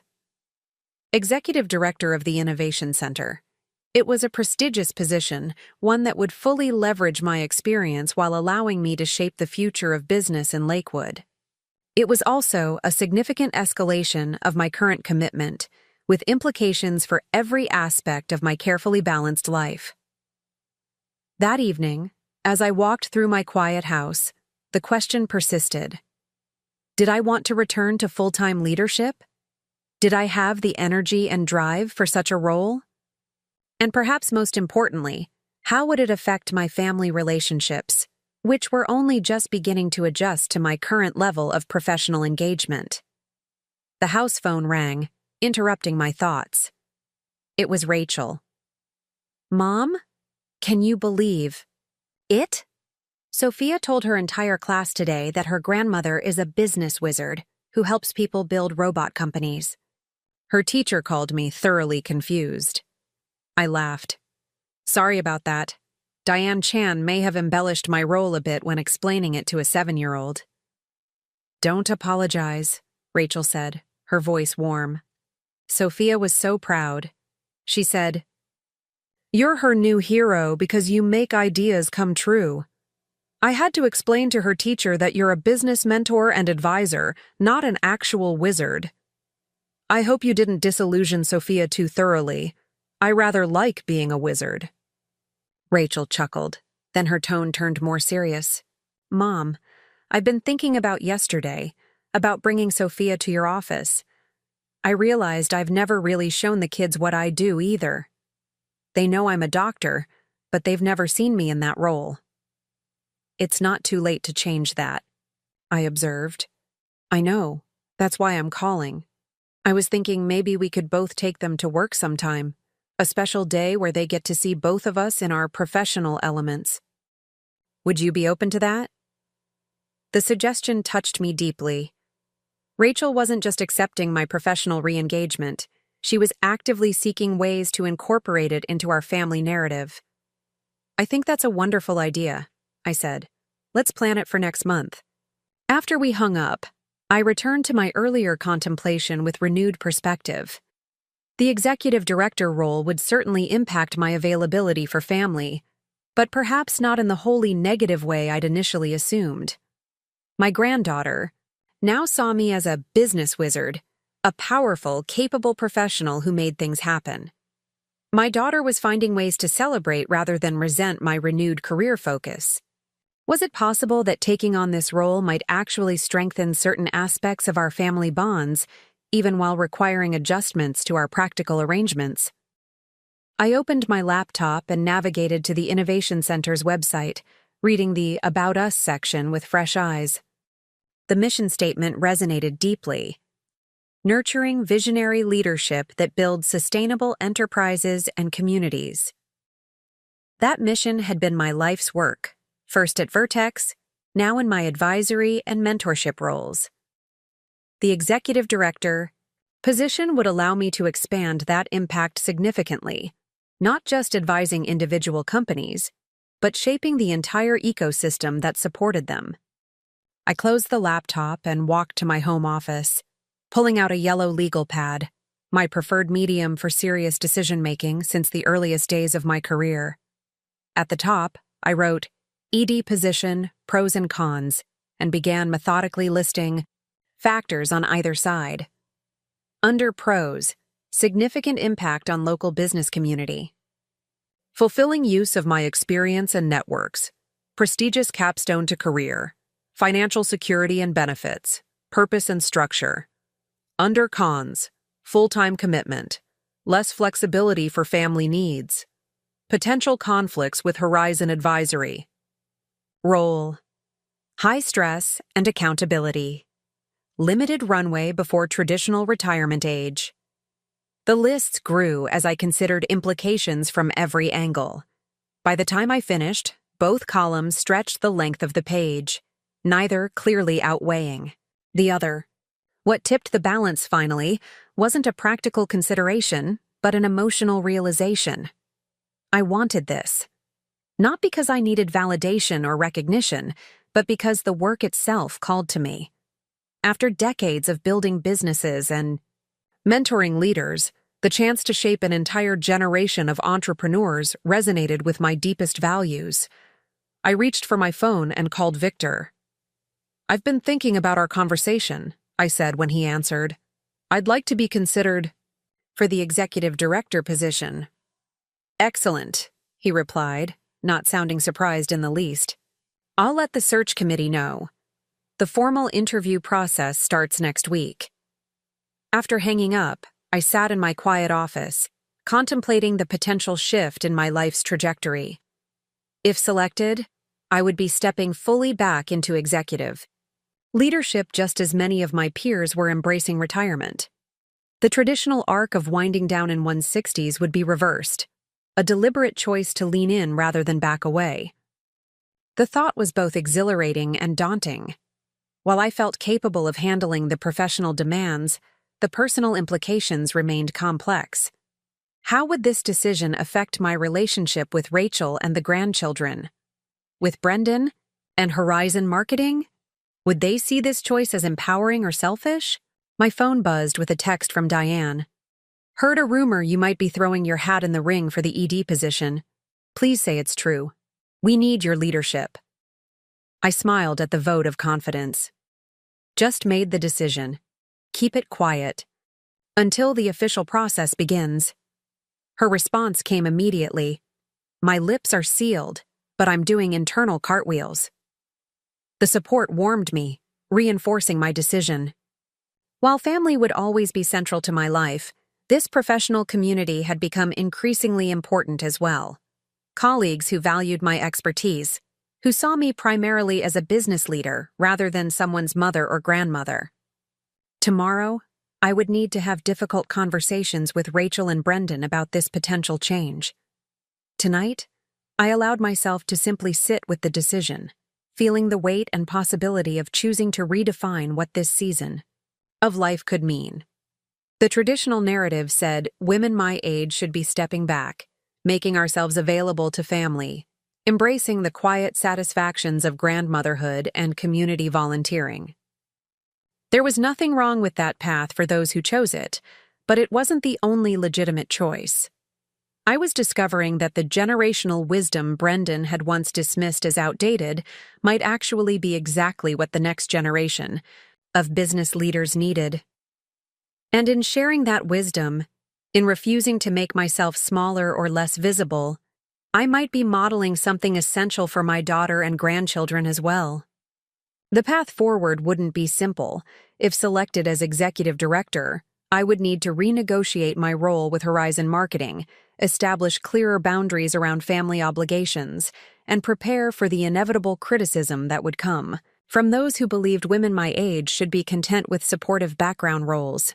But as I closed my notebook and turned out the office light, I felt a deep certainty that I was moving in the right direction, not despite my age and family status, but because of the perspective and wisdom those aspects of my identity had given me.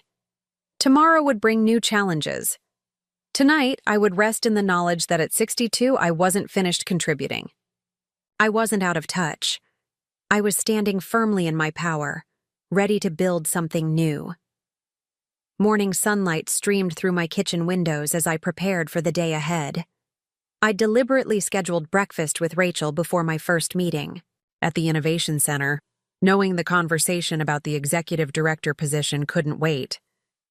Rachel arrived precisely on time, dressed in her hospital scrubs with her dark hair twisted into a practical knot. She kissed my cheek before settling at the kitchen island where I'd laid out coffee and fresh croissants from the French bakery downtown. "This is a nice surprise," she said, helping herself to coffee. "Though I'm guessing from your text that this isn't just a casual mother-daughter breakfast." I smiled, appreciating her directness. Rachel had always been perceptive, even as a child. "You're right. I wanted to discuss something with you before it becomes official." She raised an eyebrow, waiting as I gathered my thoughts. "The executive director of the Innovation Center is stepping down at the end of the quarter," I explained. "I've decided to apply for the position."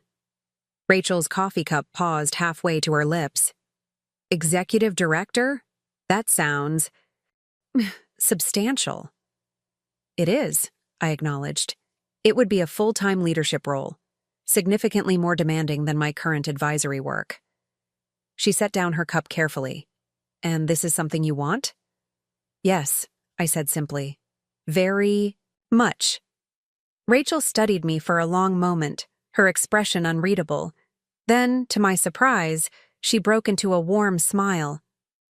"Good for you, Mom. You'd be perfect for that role." The knot of tension in my chest loosened slightly. "You're not concerned about how it might affect our family arrangements?" She shrugged. "Would it change things? Sure. You'd be less available for last-minute babysitting and impromptu family dinners. But we'd adapt." She reached across the counter to squeeze my hand. "You spent my entire childhood balancing executive responsibilities with being an amazing mother. If anyone can make this work, it's you." Her support touched me deeply. "Thank you, Rachel. That means more than I can express." "Besides," she added with a mischievous smile, "Sophia is completely convinced her grandmother is some kind of corporate superhero now.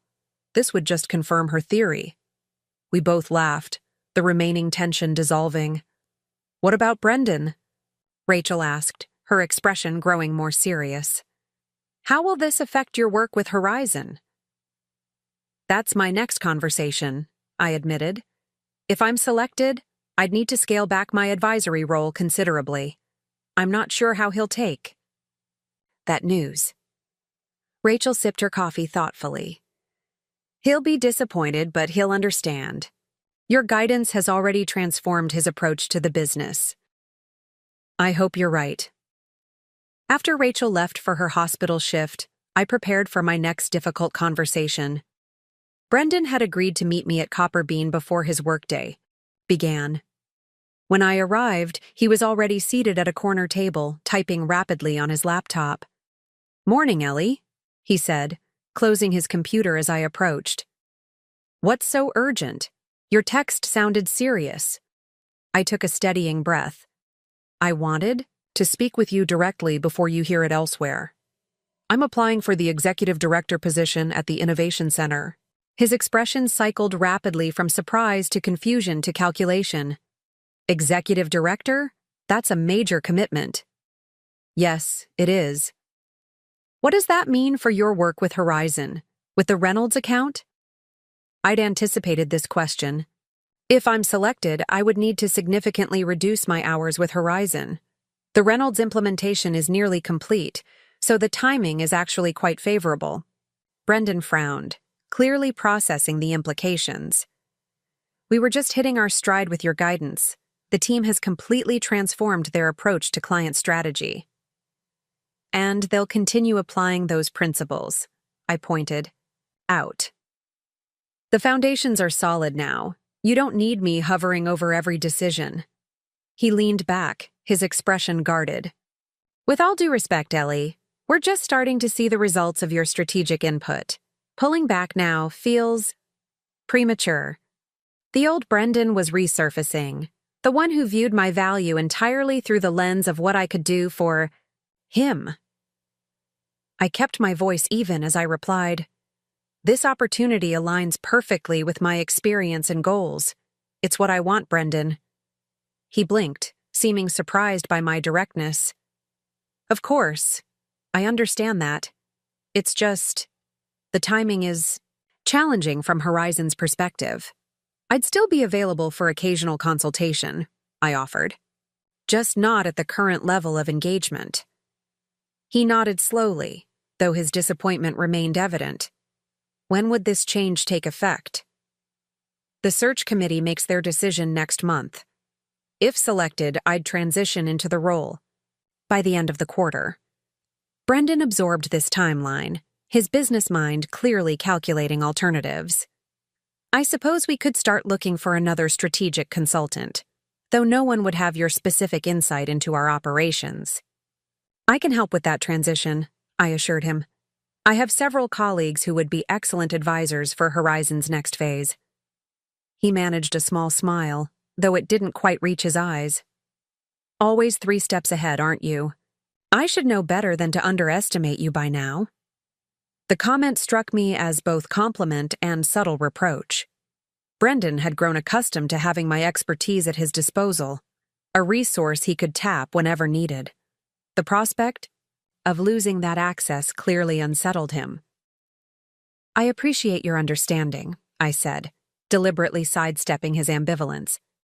"And regardless of the committee's decision, I remain committed to Horizon's success." His smile warmed slightly, becoming more genuine. "I know you do, Ellie. And despite my selfish reaction, I hope you get the position. You deserve to be back in the executive seat." We parted amicably, though I sensed the conversation wasn't truly finished. Brendan had accepted my decision intellectually, but not emotionally, a distinction that might become important in the coming weeks.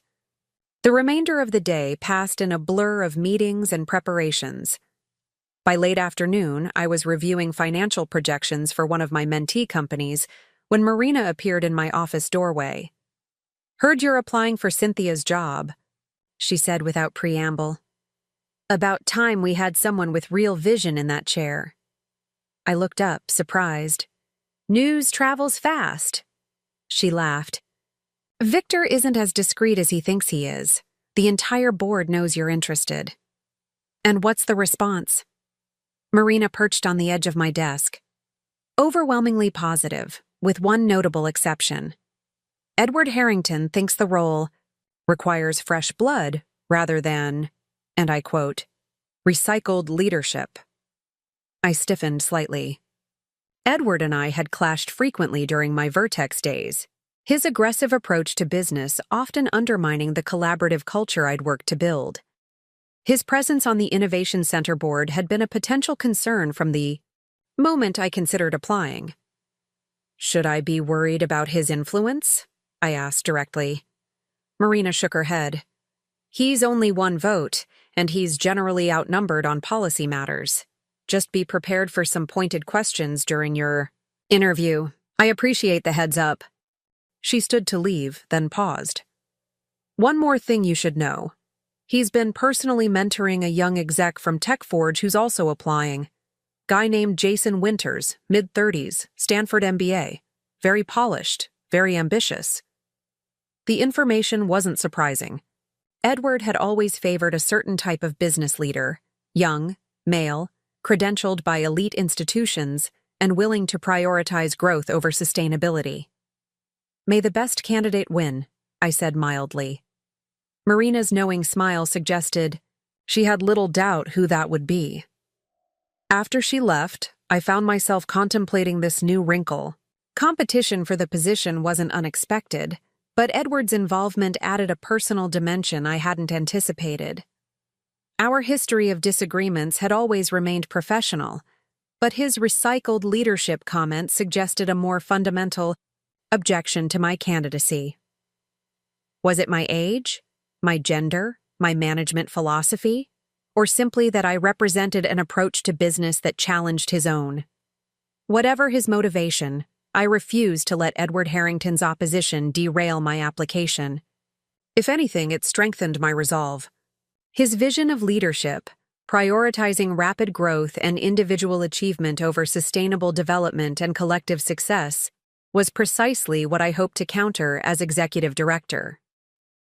That evening, I received an unexpected call from Victor. "Edward's making noise about your application," he said without preamble. "Marina mentioned he might be an obstacle." Victor snorted. "Obstacle is putting it mildly. He's actively campaigning against you, claims you're too entrenched in outdated corporate thinking to lead an innovation hub." I couldn't help but laugh at the irony. After months of being dismissed as outdated by my son-in-law, I was now facing the same criticism in my professional sphere. Apparently, being over 60 automatically disqualifies me from understanding innovation. "It's nonsense," Victor said firmly. "Edward's pushing his protege for the position, some hotshot from TechForge who's all flash and no substance." "Jason Winters," I supplied. "Marina mentioned him. He's giving a presentation to the board tomorrow about reimagining the innovation ecosystem. High lot of buzzwords, minimal concrete experience." I considered this information carefully. "What's your advice, Victor?" He paused, seeming to weigh his words. "Be prepared for an uphill battle. Edward's influential with certain board members who prioritize youth and perceive technological currency over actual leadership experience. So I need to demonstrate that I'm not just experienced, but also forward-thinking." "Exactly. Your interview needs to showcase not just what you've done, but what you envision for the center's future." He hesitated, then added, "And it wouldn't hurt to remind the committee of your extensive network. The executive director role is as much about relationships as vision." After thanking Victor for the insight, I spent several hours refining my presentation for the upcoming interview. While my instinct was to focus primarily on operational excellence and mentorship programs, I now recognized the need to balance that with a compelling vision for technological innovation and community engagement. The following morning, I arrived early at the Innovation Center, intending to observe Jason Winters' presentation to the board. The session wasn't officially public, but as an advisory board member, I had reasonable access to most center activities. I slipped quietly into the back of the conference room just as Jason was being introduced. He was exactly as I'd imagined: tall, conventionally handsome, impeccably dressed in a tailored suit that screamed ambition and privilege. His presentation style was polished and engaging, his slides visually striking. But as I listened to his actual content, I noted significant gaps in his understanding of what entrepreneurs truly needed. His vision focused almost exclusively on attracting venture capital and accelerating growth, a narrow definition of success that overlooked the importance of sustainable business models and inclusive leadership development. When he concluded to enthusiastic applause, I noticed Edward Harrington watching the room with evident satisfaction. His gaze found mine briefly, his expression hardening when he realized I'd been observing. I slipped out before the Q&A session began, having seen enough to understand what I was up against. Jason represented a seductively simple narrative: youth, technological fluency, and the promise of rapid returns. My candidacy would need to offer something more substantive but equally compelling. Back in my office, I called Diane to discuss my observations. "I just watched Jason Winters present to the board," I explained. "He's positioning himself as the voice of the next generation of tech entrepreneurs." Diane made a dismissive noise. I know Jason from my startup days. All style, no depth. He talks about innovation, but can't actually build anything. Nevertheless, he made an impression on the board. Edward Harrington is clearly backing him strongly. Of course he is, Diane said. Edward spent his entire career promoting people who look and think exactly like him. But here's what you should know. The actual entrepreneurs who'd be using the center's resources aren't impressed by Jason's type. They want leaders who've weathered real challenges and can provide genuine guidance. Her perspective was reassuring. How do I make that clear to the board?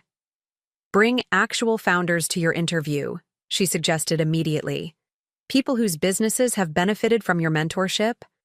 Let them tell the story of your impact directly. The idea was brilliant in its simplicity. Rather than just describing my approach to leadership, I could demonstrate its effectiveness through the voices of those I'd helped. Diane, you're a genius, I said warmly. She laughed. I'm just pragmatic. The best predictor of future success is past impact. Show them yours in living color. Over the next week, I reached out to several entrepreneurs I'd mentored, both at the Innovation Center and throughout my career. 5 agreed to participate in my interview presentation, a diverse group ranging from a young software developer I'd advised through the Foundation's program to the CEO of a medical technology company I'd mentored 15 years earlier at Vertex. Each would speak briefly about how my guidance had shaped their business approach and leadership style. Together, they represented the breadth and longevity of my impact, evidence that my outdated perspective remained not just relevant but vital to business success. The weekend before my interview, I was preparing my final presentation when Rachel called, her voice tight with stress. Mom, I hate to ask this, but we have an emergency. Brendan's mother slipped and broke her hip. He's flying to Phoenix tomorrow to help with her surgery arrangements, and I'm scheduled for back-to-back shifts because Dr. Patel is out on maternity leave. My heart sank slightly, anticipating the request before she made it. You need someone with the kids. Yes, she admitted. I know your interview is Tuesday, and this is terrible timing, but we're completely out of options. 3 months. Ago, I would have canceled my preparations without hesitation, prioritizing family need over professional opportunity. Today, I paused to consider alternatives. What about a professional sitter? I suggested. I'm happy to cover the cost. Rachel sighed. I tried 3 agencies. With the school holidays, everyone's booked solid. I thought for a moment. Let me make a few calls. There might be another solution. After hanging up, I called Diane, explaining the situation. To my surprise, she immediately offered a creative alternative. Bring them to my office, she said. I have that big conference room with the glass walls. We can set them up with activities, and my assistant Kira loves kids. She'd be thrilled to keep an eye on them while you finish your prep. Are you sure? I asked, touched by her willingness to help. Lucas can be quite energetic. Positive. I've been meaning to test our new robot prototypes with actual children anyway. This is perfect timing. With Diane's generous offer, I was able to call Rachel back with a solution that didn't require me to abandon my interview preparations.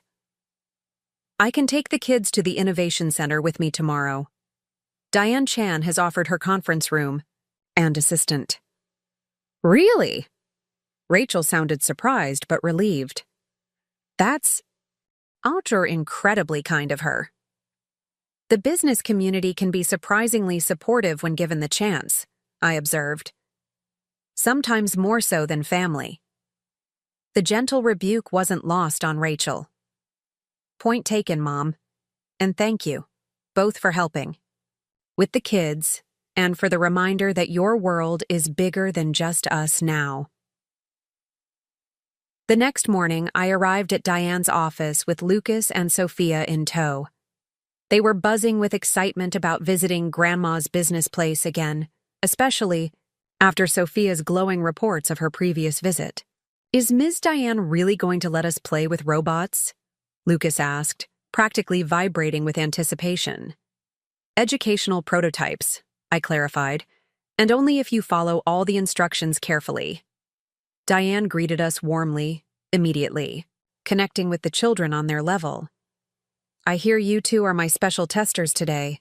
These robots are designed to help kids learn coding, but we need to make sure they're actually fun. Think you can help with that? Both children nodded, eagerly, instantly won over by her matter-of-fact approach. With the kids happily engaged under Kira's watchful eye, I retreated to a small office Diane had set aside for my use. For the next 4 hours, I refined my presentation, occasionally glancing through the glass walls to check on Lucas and Sophia, who appeared thoroughly absorbed in their robot activities. Around noon, Diane knocked on the door. "Lunch break," she announced. "The kids are hungry, and you need a thinking pause." We gathered in the small kitchenette where Diane had ordered sandwiches for everyone. As we ate, Lucas regaled us with enthusiastic descriptions of the coding challenges he'd completed. "The robot can follow the path I created," he exclaimed between bites. "Ms. Diane says I have a natural aptitude."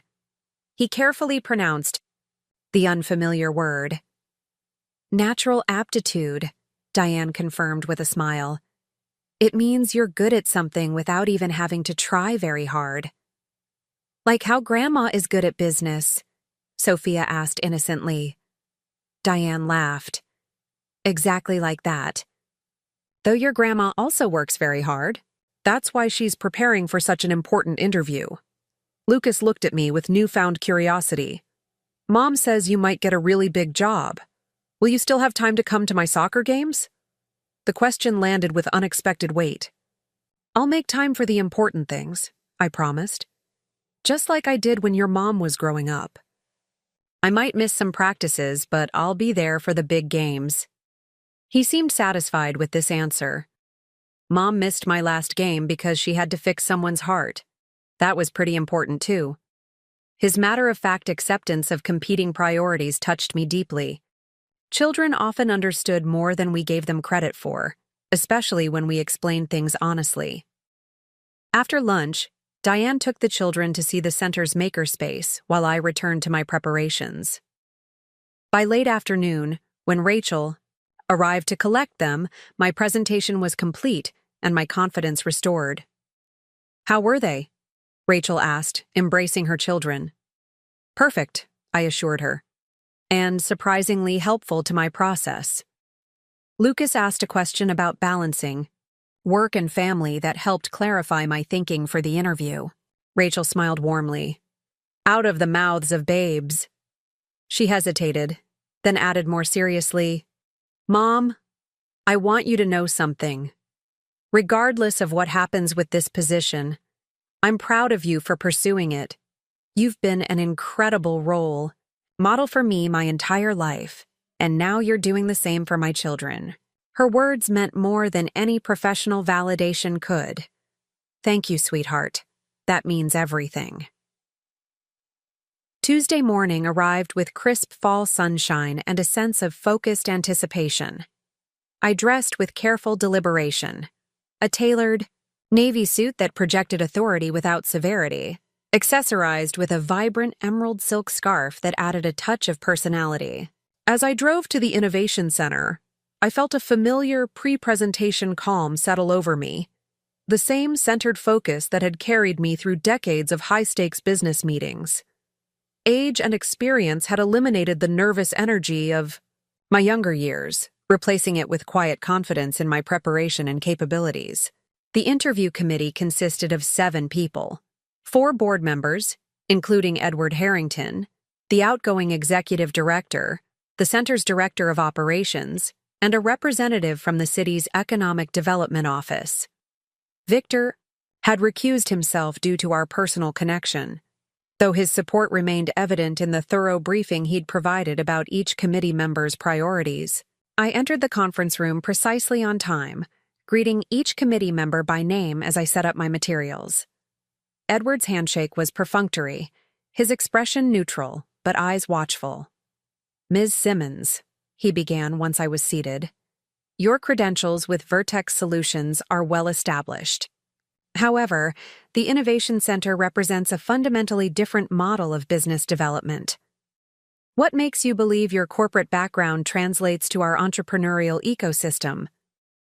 The question was clearly designed to position me as a corporate dinosaur rather than an innovation leader, a framing I immediately rejected. Entrepreneurship isn't foreign territory to me, Mr. Harrington, I replied evenly. I helped build Vertex from a 5-person startup to a nationwide firm.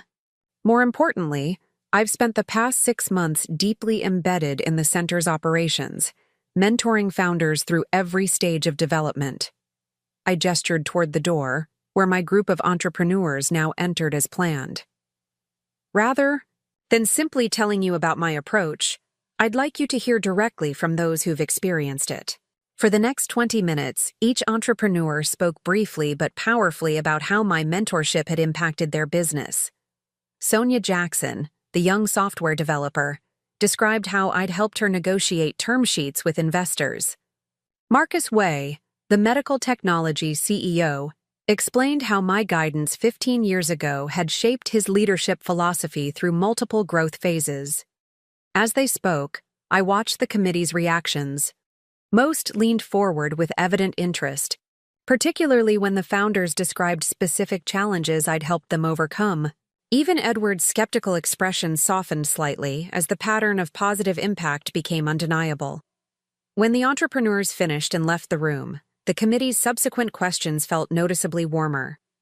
We discussed my vision for expanding the center's impact, my approach to building relationships with investors and community partners, and my specific plans for the Foundation's program.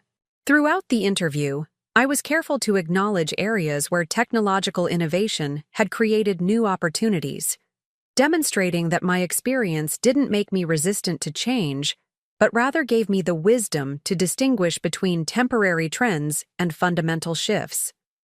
The final question came from Cynthia Matthews, the outgoing executive director.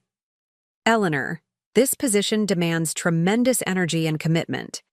At this stage in your career, why take on such a challenging role rather than enjoying a well-earned retirement? The question wasn't unexpected, though its framing revealed embedded assumptions about age and career trajectories. I met Cynthia's gaze directly as I answered. I don't subscribe to the notion that contribution has an expiration date, I said firmly. My decades of experience aren't a liability, but an irreplaceable asset, not just for what I've learned, but for the perspective it provides on what truly matters in building sustainable businesses. I paused, allowing my next words to land with appropriate weight. The Innovation Center exists to nurture the next generation of business leaders. Who better to guide that process than someone who has navigated every challenge they will face? Who has the scars and wisdom that only come from direct experience? Cynthia nodded thoughtfully. Thank you, Eleanor. That concludes our formal questions. Do you have anything to add before we close? I gathered my materials unhurriedly. Just this. Leadership isn't about knowing all the answers. It's about asking the right questions, listening to diverse perspectives, and making decisions that balance immediate needs with long-term vision. That's the approach I would bring to this role, not as someone who believes they have nothing left to learn, but as someone who has learned how to lead through constant evolution. As I left the conference room, Edward fell into step beside me. Impressive presentation, he said, his tone suggesting reluctant acknowledgement. Though I maintain that the center needs forward-looking leadership. I smiled politely. The best leaders look in all directions, Mr. Harrington, backward to learn from experience, forward to anticipate change, and side to side to recognize opportunities others miss. He blinked, momentarily thrown by my response. The committee will make its decision by Friday. I look forward to hearing from them, whatever the outcome. Back in my office, I exhaled slowly, allowing the post-interview tension to dissipate. I'd presented my authentic self and vision, not trying to appear younger or more technologically focused than I was, but emphasizing the unique value my experience and perspective would bring to the role. Now the decision rested with the committee, and whatever they decided, I had reclaimed something essential in the process: the confidence that my professional identity remained vibrant and valuable, regardless of external validation. My phone buzzed with a text from Rachel. "Interview finished? How did it go?" I smiled at her thoughtfulness. "Just wrapped up. Went well, I think. We'll know by Friday." Her response came quickly.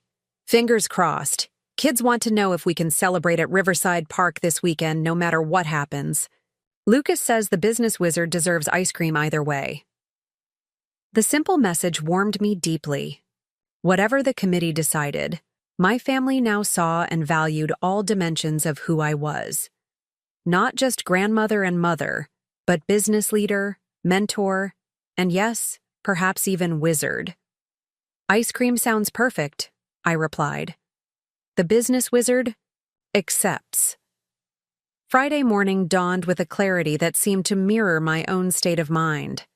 Whatever the committee's decision, these past weeks had already transformed my understanding of who I was and what I still had to offer. I dressed with particular care, not for the committee's decision, but for a breakfast meeting with Brendan, who had returned from Phoenix the previous evening. He'd requested this meeting rather urgently, and I suspected it related to the implications of my potential new role for our professional arrangement.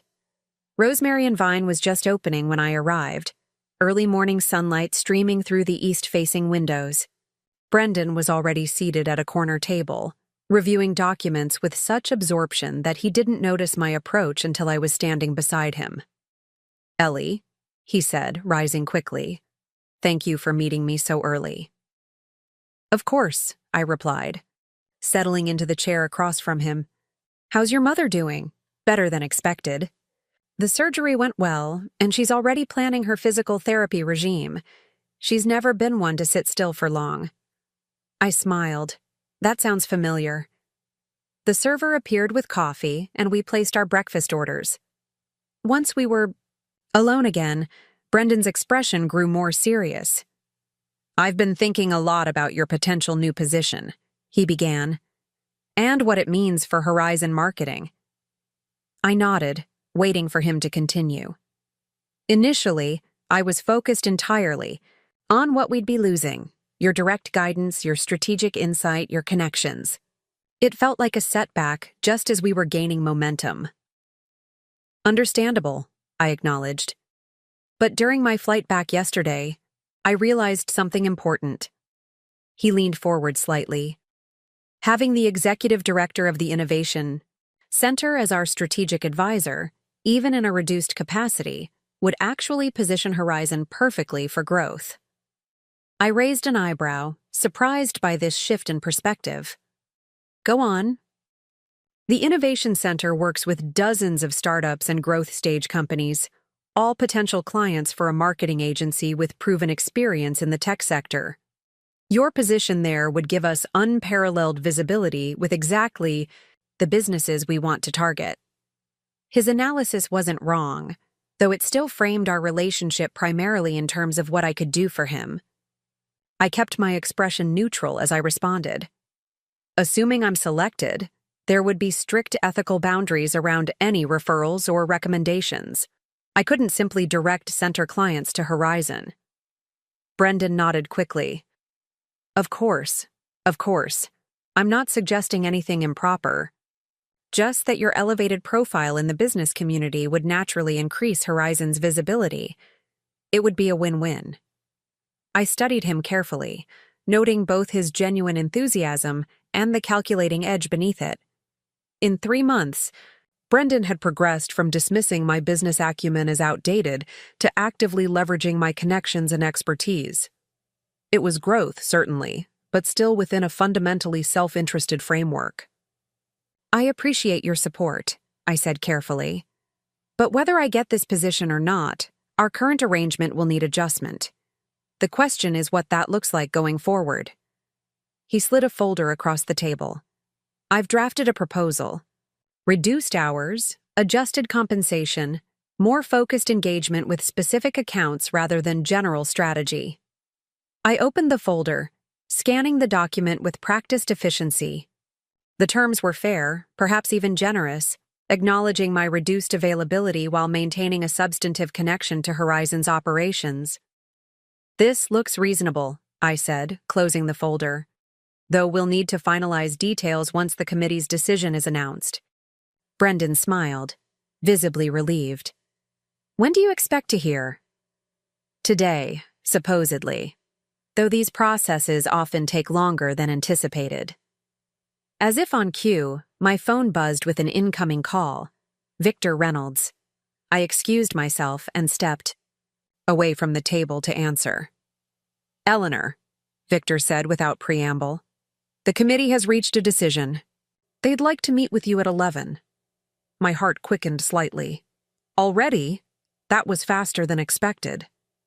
"Let's just say the discussion was quite definitive. Can you make 11 work?" I glanced at my watch. Just past 8. "Yes, that's fine. Thank you for the heads up." When I returned to the table, Brendan was watching me with undisguised curiosity. "News about the position?" "The committee wants to meet at 11, I confirmed. "They've reached a decision." His expression brightened. "That's a good sign, right? If it were bad news, they'd probably just call." "Not necessarily," I cautioned. "Corporate courtesy extends to delivering difficult news in person as well." We finished breakfast with Brendan offering encouraging predictions and me tempering expectations, a role reversal that wasn't lost on me. By the time we parted, I'd agreed to call him immediately after my meeting, regardless of the outcome. With several hours before the committee meeting, I returned home to collect my thoughts. The house was quiet, bathed in morning light that highlighted photographs on my mantel. Rachel's graduation, Lucas and Sophia's birthday parties, family gatherings stretching back decades. Amid these domestic scenes, I'd recently added a framed news clipping about Vertex Solutions' innovative mentorship program, which I'd developed in the early 2000s, and a photograph of my current mentees at the Innovation Center. These images represented the integrated life I was building. One where professional achievement and family connection weren't competing priorities, but complementary facets of a complete identity. At precisely 10:45, I arrived at the Innovation Center, calm and prepared for either outcome. Cynthia's assistant escorted me to the executive conference room where the entire committee awaited, an unusual circumstance that sent my thoughts racing. Typically, final decisions were delivered by the committee chair and perhaps one or two other members, not the full panel. Edward Harrington's presence was particularly surprising. If they'd selected Jason Winters, I wouldn't have expected Edward to participate in delivering that news to me. "Eleanor," Cynthia began once I was seated, "thank you for joining us so promptly. We wanted to share the committee's decision regarding the executive director position." I nodded, maintaining a composed expression. "After thorough consideration, of all candidates, the committee has voted to offer you the position," she continued. "Your combination of leadership experience, mentorship capabilities, and clear vision for the center's future made you the standout choice." Relief and satisfaction washed through me, though I kept my reaction measured. "Thank you. I'm honored by your confidence." Edward cleared his throat. "The vote wasn't unanimous," he stated directly. "As you know, I had reservations about your corporate background and whether it aligned with our entrepreneurial focus." I met his gaze steadily. "Diversity of perspective strengthens leadership teams. I appreciate your candor, Edward. That said," he continued with surprising graciousness, "your entrepreneurs made a compelling case for your impact, particularly Marcus Way. His assessment of your long-term influence on his leadership approach was persuasive." Coming from Edward, this qualified acknowledgement was significant. I nodded in acceptance of both his initial opposition and current concession. "We'd like you to officially begin the transition next month," Cynthia said, returning to practicalities. "I'll continue through the quarter, with you taking full responsibility on January 1st. The timing was perfect. allowing me to properly conclude my more intensive work with Horizon while gradually assuming executive director responsibilities. That schedule works well for me, I agreed. I look forward to working closely with you during the transition, Cynthia. As the meeting concluded with discussions of compensation and formal announcements, I felt a profound sense of rightness. This role represented not just professional achievement, but an opportunity to shape how Lakewood's business community understood innovation, leadership, and success, expanding the narrative beyond youth-obsessed tech culture to include sustainable growth and inclusive development. Outside the conference room, Victor waited with barely concealed satisfaction. Congratulations, Eleanor. The right choice was made. Thank you for your support throughout this process. He waved away my gratitude. Self-interest, I assure. You. The center needs leadership with depth and perspective. Speed without direction just means you crash into walls faster. I laughed, appreciating his characteristic bluntness. A philosophy Edward might eventually come to appreciate. He already does, more than he'll admit, Victor observed. His protégé is all ambition and buzzwords. Edward knows that, even if his ego prevented him from acknowledging it publicly. After parting from Victor, I made my promised call to Brendan, who reacted to the news with genuine enthusiasm and immediate strategic calculations about how Horizon could leverage my new position while respecting ethical boundaries. This is tremendous, Ellie, he said earnestly. For you personally, and for everyone connected to you. The Innovation Center couldn't have chosen better leadership. Thank you, Brendan. That means a lot. Should we adjust the terms of our arrangement? Based on this news? He asked, ever the pragmatist. The timing might shift now that it's official.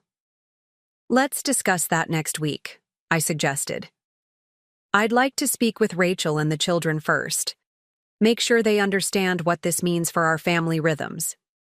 He agreed readily, another small sign of growth in his understanding that business decisions existed within a broader life context. My next call was to Rachel, who answered with audible anticipation. Mom, any news? They offered me the position, I said, unable to keep the smile from my voice. I start transitioning next month, with full responsibilities beginning January 1st.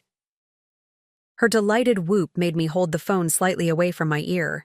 I knew it. Sophia's going to be thrilled. She's been telling everyone her grandma might become the boss of the robot buildings. I laughed. Not quite how I'd describe it, but close enough in spirit. We need to celebrate, Rachel insisted. Dinner tonight? I can get coverage for my evening rounds. That sounds wonderful. And Rachel? Thank you for your support through this process. It's meant everything. Mom, she said softly, watching you reclaim this part of yourself has been inspiring.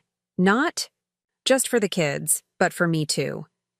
I've been thinking a lot about how I've compartmentalized my own life, keeping my professional and family identities separate. Maybe there's a better way. Her words touched me deeply.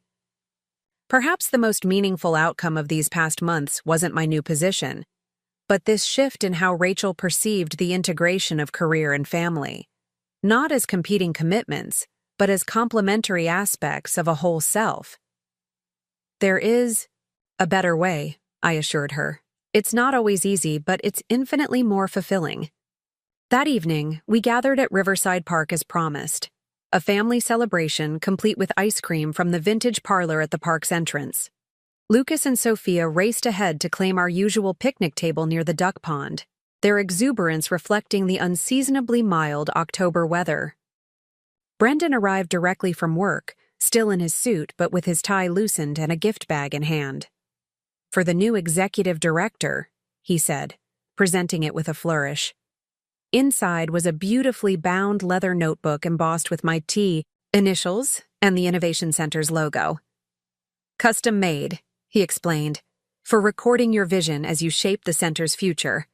The thoughtful gift suggested a depth of understanding I hadn't expected from Brendan. Thank you, I said sincerely. This is perfect. As we settled around the picnic table with our ice cream, Lucas peppered me with questions about my new role. Will you be in charge of all the robots now, Grandma? Ms. Diane said you'd be her boss. I smiled at his straightforward conception of organizational hierarchy. Not exactly boss, more like partner. Ms. Diane is incredibly talented and knows much more about robotics than I do. My job is to help make sure all the center's different programs work well together. Like how Mom makes sure our family works together? Sophia asked, ice cream dripping down her cone. Rachel laughed, helping her daughter contain the melting dessert. Something like that, sweetheart. Will you still help Daddy with his company? Lucas asked, his expression suddenly concerned. Brendan answered before I could. Grandma will still advise us, but not as much as before. She has a very important job now helping lots of companies, not just ours. His explanation was gracious and accurate, acknowledging both my continued connection to Horizon and the necessary reduction in my involvement. Another small marker of his evolving perspective. As the evening progressed, with the children feeding, Ducks and the adults discussing logistics of my new role, I found myself observing this family tableau with fresh appreciation. For too long, I'd accepted a diminished version of myself to accommodate their expectations. Grandmother, occasional babysitter, holiday host, emergency backup. Now we were establishing a new equilibrium, one where my professional identity was visible and valued alongside my family roles. The adjustment hadn't been seamless. There had been difficult conversations, moments of resistance, and lingering tensions. But fundamentally, something essential had shifted. They saw me now, not just parts of me that served their immediate needs, but the complete person with expertise, ambition, and value beyond family functions. As twilight settled over the park and we gathered our belongings to leave, Rachel linked her arm through mine. I'm so proud of you, Mom. Not just for getting this position, but for standing up for yourself these past months, for reminding us who you've always been. Her words crystallized exactly what had changed. I hadn't become someone new in these months. I'd simply reclaimed aspects of myself that had always existed, but had been gradually obscured by others' limited perceptions. Thank you, sweetheart, I said, squeezing her arm gently. Though I think the reminder was as much for me as for all of you. She nodded thoughtfully. That's how it works, isn't it? We forget parts of ourselves when no one reflects them back to us. It takes courage to insist on being seen completely.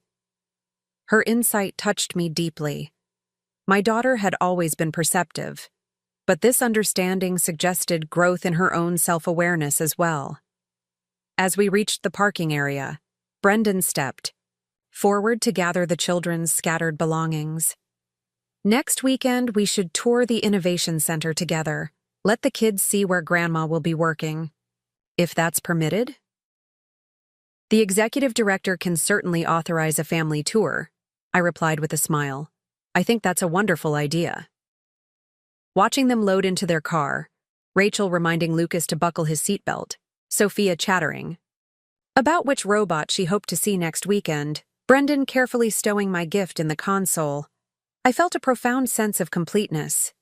3 months ago, when Brendan first dismissed my business acumen as out of touch, I could never have imagined this outcome, not just a prestigious professional position, but a fundamental rebalancing of how my family understood and valued me. The journey hadn't been simple. It had required confronting uncomfortable truths, establishing new boundaries, and sometimes causing temporary disappointment. But the result was a family system that now accommodated all of who I was: grandmother, mother, and accomplished business leader. As I drove home that evening, the lights of Lakewood twinkling against the darkening sky, I reflected on the winding path that had led to this moment. My son-in-law's dismissive comment had unknowingly ignited a process of reclamation, a catalyst for remembering and reasserting my complete self. I thought of all the women my age who had similarly allowed themselves to be redefined by narrow family roles, their professional identities and accomplishments gradually fading from view. How many had expertise and wisdom that remained untapped? Because others, and perhaps they themselves, had accepted the cultural narrative that their contributions belonged to the past? Tomorrow would bring new challenges. The complex logistics of my transition to executive director, ongoing negotiations, about my role with Horizon, continuing adjustments to family expectations. But tonight, I simply savored the knowledge that at 62, I wasn't finished contributing. I wasn't out of touch. I was exactly where I belonged, fully engaged, completely seen, and ready for whatever came next. Up next, you've got two more. Standout stories right on your screen. If this one hit the mark, you won't want to pass these up. Just click and check them out.